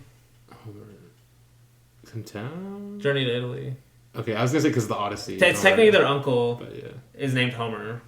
That owns that house in Italy, in Naples, and but like Homer's actually like the poet or whatever. Yeah. Like, yeah. So honestly, I think he's making that point on purpose. He's bringing Homer back. No, but he also talks to Militus again in this scene. They ask him, like, as he goes and sits down, they ask him what his country is, and I think it's kind of an important moment too, where they ask him what his country is, and he says he's Athenian, but more important, he's like a man of earth, because knowledge is like for any man. Yeah. And that's when he says he also goes against tradition, where he says traditions make sense only insofar as we evaluate their meaning. We must just distrust custom. Chosen at random by custom, the leaders of our democracy, almost all of them ignorant men with a presumption of knowledge, are easy prey for any newcomer and are often guilty of being unjust. That is why we can measure each day power of slander. So that kind of goes to also what you're saying about his like relationship to democracy too. Yeah. Like he seems to believe in it, but he like hates all the people that are being in it. Yeah. You know, like he doesn't agree with it. He even talks about later how why he doesn't want to be in politics. No. Yeah. There seems to be a lot of contradictions in this Socrates. You know, Oh, definitely. like what he's showing and like how he even is acting in a way. Because the whole thing is catching people in contradictions. Yes, too. exactly. Yeah, So, exactly. Yeah. Yeah, especially during these scenes. You know, maybe that's another reason why he's showing them. Definitely. Like that's also I liked why Tag Gallagher said like there's a certain kind of correctness or rightness that he has in all these arguments. Yet he handles like tactically he's terrible. You know, actually like inspiring people. You know, he's almost doing the opposite. He like every person leaves like almost angry or upset when they leave him. You know, like versus like Francis. Yeah, it's like every text you read, it's like always at the end, it's like they like walk away. Like to me, they're so funny though. Yeah, yeah. It's like it's honestly so funny text form. Yeah, we'll talk about some of those too. Actually, we're kind of there now. But this is one of the lines. Actually, before we get to that, this is where he's walking by and they see the ritual sacrifice taking place. And this is where he says, quote, "There's no doubt that everything man possesses comes to him from the gods, but I wonder if the gods need our gifts." Whereas, like, he's kind of like, even if you believe in the god, like, if you believe in God or gods, he's like kind of making a good point from like, at least from a Socrates perspective, who only believes in like the ideas. Like, why did they want these animals? Yeah. They gave to us, so yeah. Because he kind of makes this point. He makes that point a little later on, and he says, "quote By offering a rooster, a pigeon, a lamb, in other words, a trifle, in exchange for the protection and love of the gods, man asks that his wishes be granted. In other words, he asks for a lot. With the rooster, they hope even to be spared the pain of death. I understand them." And then this little credo says, "I understand them, Socrates. Death is horrible and undoubtedly much more painful than birth." And then Socrates says, "Perhaps, but it might be also but it might also be sweet if it allows us to approach truth." And then he said, Credo says, "We are all mortal, Socrates, and one day each of us will die. If death turns, and then Socrates says, "If death turns out to be sweet in a liberation, we'll joyfully sacrifice a rooster to Asclepius." No, actually, Credo says that, and then Socrates answers, "You have promised, Credo. I believe that death is a liberation. If I can't be certain while I inhabit my body, I think there are two options. Either knowledge is forbidden to me, or I will gain it only in death. And you know how curious I am." I love that last line. Because, like, that goes exactly what you're saying. Like, maybe he did have a death wish in a way. Yeah. There's something interesting like that. Because, like, damn, fuck, what movie was it? Where we've seen, like the end of Paisan. Where, like, I asked if he saw it as a negative or positive. Like, the soldiers dying and stuff. And Rossellini saw it as a positive, you know, a way of, like, that kind of death, you know? Because right after that, he said, this is the line that he says, Socrates, Rossellini might have added that Socrates didn't, at least they said he didn't say, where he says, quote, let me die surrounded by my friends, full of hope of finding in the hereafter the repose of knowledge. First of all, that feels like almost like cinematic foreshadowing, you know, because that's how he's going to die at the end, you know, surrounded by his friends. But yeah, that also feels like, you know, a more Rossellini thing too. But then we see Socrates go up to the wall and he sees the accusation that's been against him by Miletus. And it's like right outside of that place, he has the conversation about the beautiful. Yeah. Which is one of my favorite Socrates dialogues. Is him just talking about the beautiful, because like it made me think a lot about just what art is in general. Yeah. But it's like apparently this guy's going to give a speech about like the genealogy of heroes or something. I didn't write their whole conversation down. But it's so funny how he starts this conversation, because he's like, "Oh, I'm gonna give a speech." He says something how it's a very beautiful speech, or something like that. Yeah. And Socrates waits till he's done talking. He's like, "Oh, you said it's beautiful. What do you mean by beauty?" What do you mean? So you know, he's like, "No, you said it's beautiful. So what? So you know what beauty is?" Yeah. I like, oh my gosh, don't call it this trope. Yeah. No, because first he's like, "Oh, I know what beautiful is. It's like a virgin or something." But he's like, what else can be beautiful? And he's like, a mare can be beautiful, or a pot can be beautiful. Yeah. But then he's like making them compare them to each other. Does he say like a god is like beautiful or something, or like? Well, he says a virgin is like the most beautiful thing, but he's like a pot can also be beautiful, but it's ugly compared to a virgin. And he's like also ugly compared to the gods. Yeah. So he's like, how can something be ugly but also beautiful at the same time? Yeah. Because the line he says is, a beautiful virgin, that's what beauty is. And now you're saying that compared to a god, she's ugly. But you can't be beautiful and ugly at the same time. You still have not told me what beauty is. Because he's like, oh, but the gods compared to the virgin is actually more beautiful. Yeah. And that's when Socrates says that. And then he's like, oh, I'll tell you some other time. And then he walks off. But then, like, right after that, he's like walking down the hill. He's already seen that notice. And, like, you can tell Socrates is kind of mad. And I mentioned this earlier about the whole, like, oral tradition Socrates believed in versus writing. And I said I was going to read this whole quote because, to me, it's like Rossellini's whole approach to cinema, and also Socrates, like why he didn't even write his own texts and why Plato had to write them in a way. Because this guy comes up to him and asks him about the sign he's seen on the wall, and he's the sign like about his he saw on the wall. And that's when Socrates randomly starts a story. He says, "I was thinking of a story they tell in Egypt. A demon called Tut went to visit King Thomas to bring him up to date on the arts he had invented, and to invite him to let the Egyptians participate. He talked about numbering, calculations, geometry, astronomy, and finally arriving at writing. The practice of writing, said the demon, will develop knowledge and strengthen the memory of your citizens. This is my most beautiful invention, and it will lead you to science. Very good, said the king, but can you create the new art too? I can foresee what will happen if it's practiced. I can therefore tell you that writing will give a result completely different than what you imagine. In confiding in writing, men will no longer search for their memories deep inside them. They will forget to trust their memories, and doing so will lose so much of their knowledge, and instead of trying to express themselves with trouble and warmth, they will cite texts with elegance. But what can you reply to citations? Especially that last line, like, the whole last line, like, they'll cite texts with elegance, but what can you reply to a citation? Yeah. It's like, that's like so anti-Socrates, right? This idea of like not being able to respond, to have a dialogue with someone, you know? And then the other guy says, you are contrasting live discourse vibrantly expressed in words to writing, which is image of that discourse. And then Socrates says, exactly. One might think that texts speak intelligently, but if you try to question them, they will immediately repeat themselves. Texts pass indifferently from one hand to another with no ability to distinguish between fools and wise men. And if these texts attack, if they unfairly accuse you, there's no way for you to make them change their mind. Like, you can tell that last line is especially personal for him at the moment, you know, because it's like he literally just saw a notice of him on a wall, and he literally can't argue with it. But yeah, because quick small Rossellini quote he has is, quote, writing puts dialectic in an icebox, which he's basically saying writing freezes a conversation, you know, kind of this dialectic of a opinion. But yeah, but then we see his accuser Meletus. We see the guy that is arresting his own father because he thinks that's what piety is. No, and that's when this guy falls into the piety. It's like, this is the first dialogue. We call it the Socrates trap, maybe. Yeah. I mean, he's an interesting point, though, about piety. Like, is something pious because the gods love it, or is it pious because the gods love it, or is it the other way around? Yeah, the other way. Like, is it? Yes. Because he said it's pious because the gods love it. Yeah. But then he's like, there are stories the gods disagreeing. So which one is it pious only if one of them? Is it pious because the Or what's the other one? It's impious. But is it pious because it's loved by the gods, or is it what's the other side? Gods. Is it pious because it's loved by the gods, or the gods love it because it's pious? Okay, yeah, that's what it is. Yeah, I couldn't spit that out. But this guy's saying it's pious because the gods love it. Yeah. But then the guy Socrates points out the gods fight So then what about that? Can they both be impious and pious? Yeah. The same thing he brought up with beauty.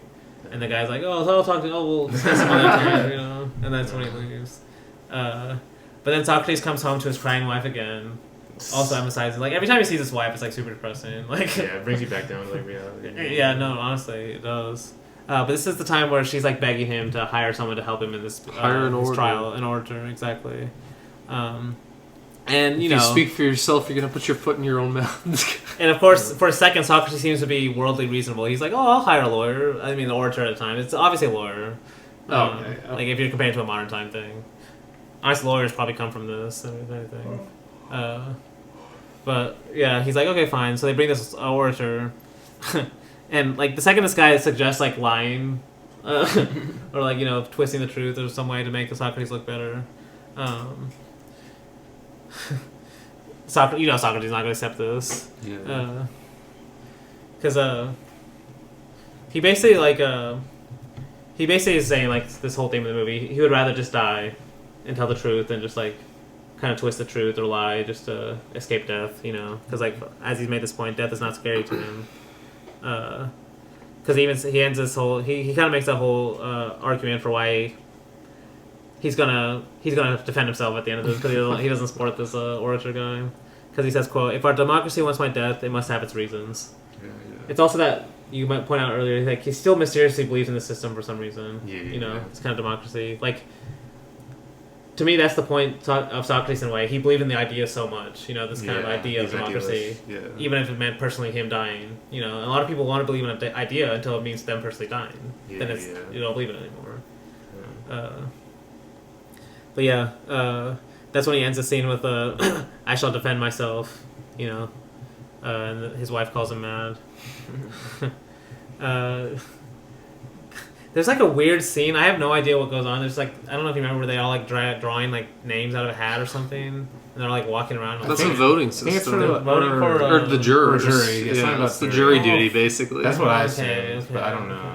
Because we see that again later whenever they're talking about jury duty, essentially. Yeah, it's like looks weird. It's like the one guy up there is like blindfolded and like doing something. I don't know. But, Just drawing names. Yeah, I guess I guess so. Yeah. Drawing names out of a pot. Yeah. And then if you get the white bean, you're a jury. Okay, that's or a what, juror, okay. and the black bean, you're not. Yeah. Okay, because they're the ones kind of I guess sitting on the side. But anyway, that's when we cut to this trial, which is kind of the final dramatic scene in the. I mean, there's two big parts, but this is one of them. We get like a. First, we get the kind of all the environment. You know, this is probably the most expensive set of the movie, where they have all these people in the background and like all these people kind of getting excited for this trial.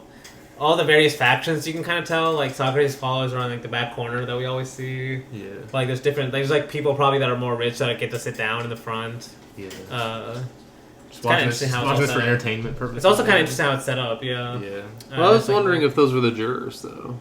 all the people sitting down. Yeah, because All of them? they said that the number is 501. Oh, really? Jurors. Oh, okay, Like that there's, makes I think sense. there's that one guy that says there's never been less than 501 jurors for a trial. Like they've never had a problem getting up to that number. Okay, yes, I do remember that. So okay, that makes sense. All of them sitting down are probably. And then everyone in the background is the audience, essentially. There's also like I this, think. the weird the snapping as like instead of I don't know. clapping. Is it snapping Yeah. like disagreeing or agreeing? Is that It's like the both. clapping? I think that's like clapping. Okay, or something. okay. It seems to be both. I don't know if that was a real thing. I wonder if he just made that up. Yeah, it works well. I like it. But either way, like we get Socrates' accusations. They name 3. His 3 accusations are: he doesn't believe in the god, he proposes new beliefs, and he corrupts the youth. All very vague. All very vague. But also in a way you could say it describes a lot of Rossellini's men. I've been saying, you know, this idea of like denying old traditions, trying to create a new way of living, and also corrupting like you know, the youth instead of you know, that goes along with the first one of like denying old traditions. But then we cuts to first we see Meletus, the guy that originally brought the accusation. He gives a speech. We see the other guy that was pro tradition earlier. He gives a speech. Yeah. We see there's one guy that gives like a speech that's anti-Socrates. I forget exactly what he says, but then like everyone starts doing the snapping like in support of him. So it kind of seems like Socrates is probably gonna die because that guy gets support. But then it starts with like the music starts and there's a slow zoom as Socrates walks up to the platform, and then he starts his like long kind of defense in a way. It's like a defense of his thought, but like it's no way going to save him, you know. No, yeah, like it seems like he's not even trying to save himself really. Mm-hmm. All he keeps talking about is like he gives this famous line is that my knowledge is to know that I know nothing. Yeah. He talks about like his long story with the oracle at Delphi, how the oracle told him he was the wisest person on earth and he didn't understand until he actually went around looking for wise people, and then he realized that the only reason he was wise is because he knew he wasn't wise. And that's why he's the wisest person on earth. He was always aware of his ignorance. But then honestly one of my favorite little moments of the movie is like he then addresses Meletus, the guy that's accusing him, and the guy's like standing right below him. As they're talking, and like this guy's like clearly dumb, like clearly out of his league, actually debating Socrates. Because he ends it with a quote: "You have proven, Meletus, that you don't have any knowledge whatsoever of the problem concerning what you have dragged me to the trial." And he just like the guy just like slinks away. Yeah, he's just like his reaction is so funny. He has nothing to say. Because what's he going? He's basically saying like, is everyone in the audience like I'm basically the only person in Athens that you don't consider worthy to teach the young people? Yes. That's one point he makes. Another point he makes is like, you say I don't believe in the gods, but I just told you the story that I've lived with the oracle at Delphi, who is supernatural. So you're saying I believe in the acts of the gods without believing in the gods? Is that even possible? And he's like, no, it's not possible. He's like, no. He said, no, it's impossible. And then he's like, finally, a correct answer. No, and then he's like, he makes the point that he doesn't believe.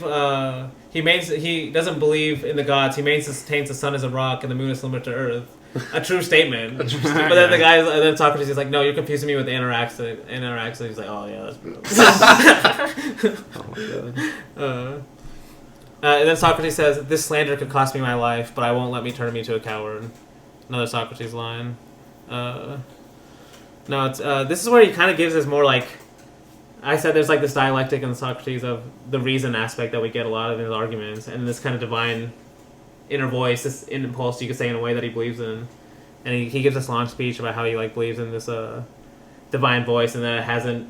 It's not telling him. It's telling him he's doing the right thing now, even as he's dying. So he's at peace in a way because he doesn't want to ever. That's the voice he trusts more than things that actually happen to him in a way. But he goes back to sit down. The votes are cast, and he's like clearly guilty, or I think he's like majority. Yeah. He even says like he's surprised that the margin was as slim as it was. He was expecting to be guilty even more. It's funny because then like after he gets announced guilty, it cuts to his followers talking, and they're the ones who are saying, "Oh, but Socrates can maybe propose an alternative to execution, and they can vote on that instead."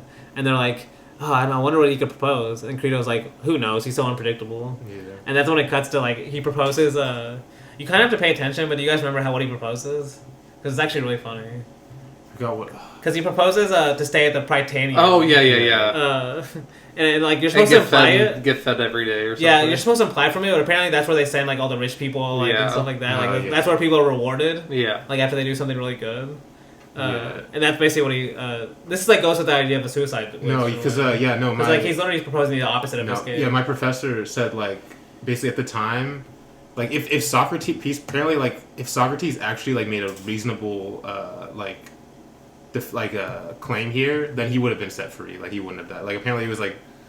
It was actually like the system, like the law system at this time was like very like lenient in this sense, where you can kind of like you could like counter offer. That's what it seems like, yeah. And they're like, but yeah, obviously Socrates just like didn't care. Like at this point, is ready for death basically, and I mean, I think we're gonna see that with Christ too.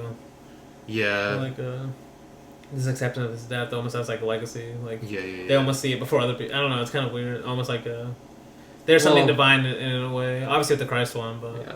Well, I mean, I love what what Socrates says about it. Then he's just like, "Why are you guys crying? Nature gives us a death from the very beginning." Like, oh yes, I'll mention. It's not like divine. It's like not divine. It's just knowing that it's gonna happen. You just have to accept it eventually. No, exactly. Especially that eventually, because he's like, "This is maybe mine." I guess what Luke is saying, like, why does he accept this now though? Like, even though there's so many clearly outs that he could have had. It's almost like at this point he's not accepting such an easy out. Die. He's sure he's gonna die in a few months anyway, because he's so old. Yeah, no. Yeah. Is he that old? I don't even know. 70. Does he say 70? Yeah. Oh, okay. What was like the average age though you lived to this period? 70 is really old back then. Yeah, it has it. But even now it is. Yeah. But no, yeah. Basically, he's basically making a joke of the proposition, so to where he's like accepting death. And that's when Blake had mentioned he's like, citizens of Athens, if he had waited but a while, death would have occurred naturally and ridded you of Socrates. But then he's like, but instead your entire lives will be marked by injustice you have committed today. And then he mentions the divine voice. And this is where he has a few great quotes about death throughout this, but two of them right here in this last speech. He says, "As for death, either it's truly an eternal slumber, or is the soul sojourn into its eternal home. Whatever it is, I'm without fear." Yeah, but then it cuts to like it's crazy how fast things move at this in a way, because it's like he gives his speech of accepting his death. All of a sudden, it cuts to his followers, and they're already trying to plan his escape. Like they can't accept this death that Socrates has accepted already. Because one of them says, "What if he refuses?"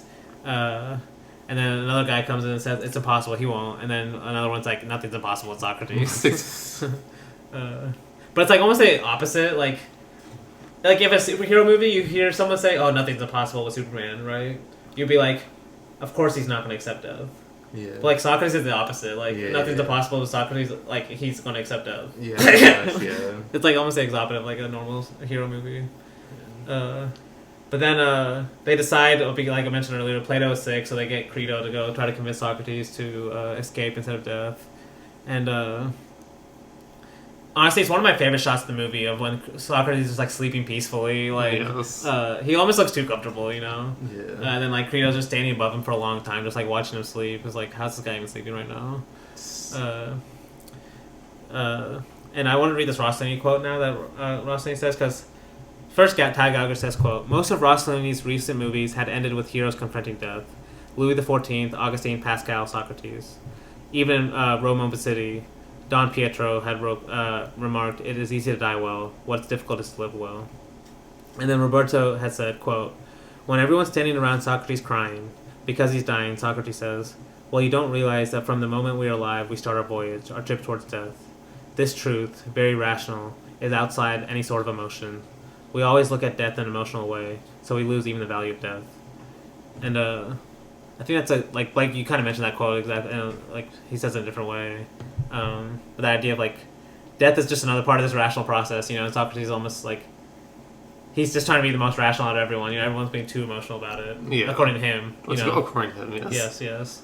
You can disagree with that, but that's how he saw the world, even to death, and you kind of like have to respect it in a way because like that's how he lived the rest of his life. Because Crito says, I watched you sleeping and was surprised to find you so calm. And he says, and why shouldn't I be? I think that sleep and death are similar in that they both bring peace.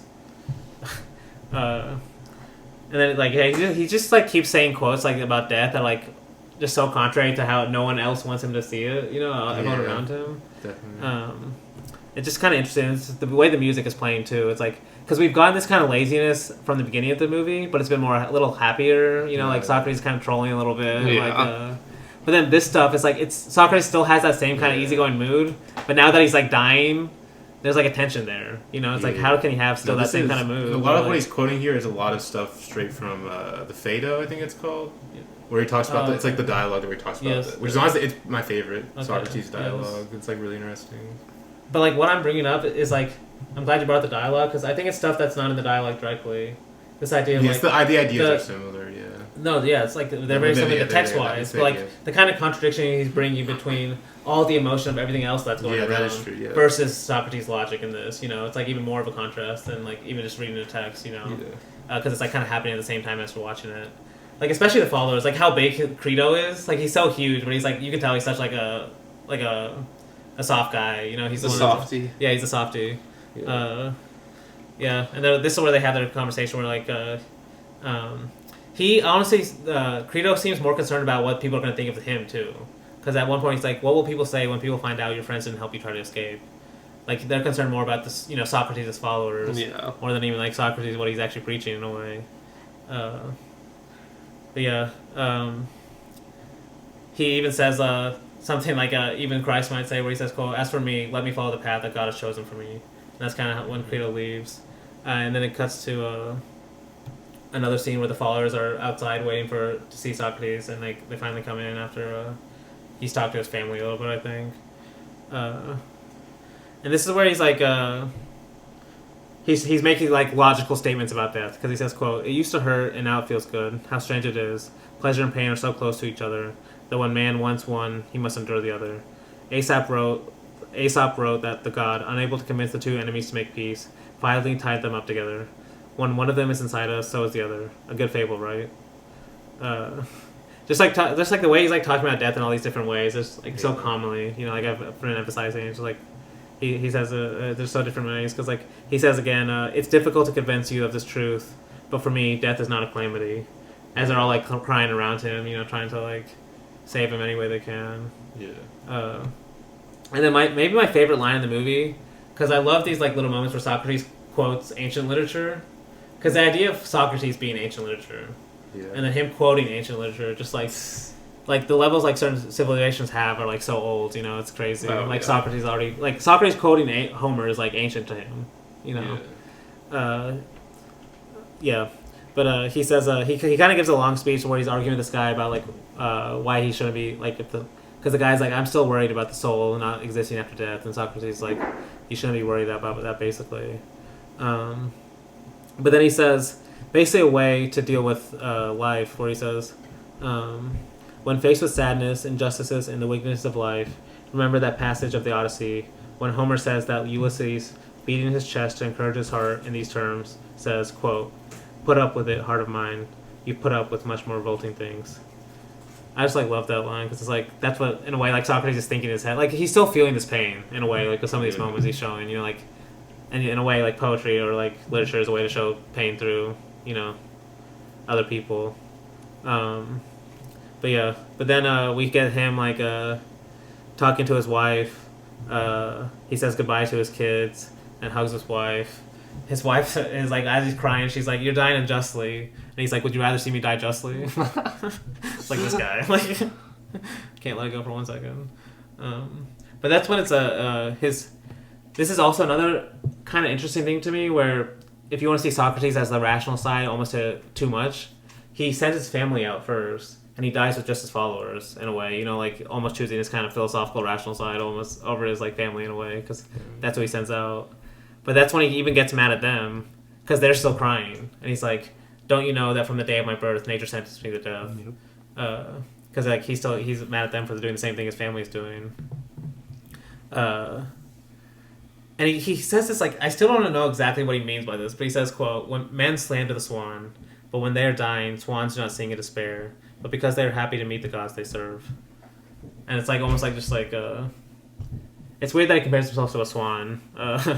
As he approaches death here, but then it's almost this painterly scene where he's he puts the curtain. He takes. That's what I mentioned earlier. He takes the hemlock. Yes. And it's as we're slowly waiting for the hemlock to hit. He's walking around pacing. You can't tell if he's calm or if it's anxious pacing to me. Yeah. But the way the zoom camera's following him is kind of the same kind of nervous pacing in a way. But then it zooms back out as he gets in his bed and puts the curtain on him. And you think he's done. He think he's accepted death, and he takes the curtain off and has to remind Credo that they still owe a rooster. Yeah. And then that's of course his last line as he covers himself, and that's how he dies. Yeah. And the movie ends with just the music playing. There's a little bit of crying, and that's it. Yeah. Great movie. Very good movie. Is it top tier Rossellini for you? It's definitely not top, I don't know. It's not S. It's probably A. Damn. Fair. But I still like it a lot. I don't know. It's obviously I picked it, so yeah. I liked a lot of themes. Maybe it's just because it's a little more depressing than some of the other Rossellini movies. But as we talked about, there's still a lot of funny scenes. Is it depressing though?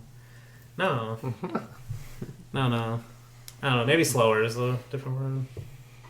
But yeah, that's Socrates. Next week we will conclude with Rossellini with Pascal. Blaise, Pascal, and the Messiah. Damn. Damn, I can't believe we're already done with Rossellini. It's crazy. Damn. But yeah, until next week. Are we done with Rossellini though? Because there's still some other films we could do. We can always come back. Age of Medici would be fun to do. Cartesius, maybe. I'd rather do Medici, honestly. Why not both? Why do we think Cartesius would be good, but Medici would have to be a whole episode by itself. Yeah. No, I see that probably. 3 episodes. I mean, yeah. No, I mean, is that what they are? Oh, it's 3 parts. Yeah, 3 parts. They're an hour 20 each. But yeah, it's so worth it. It's a long movie.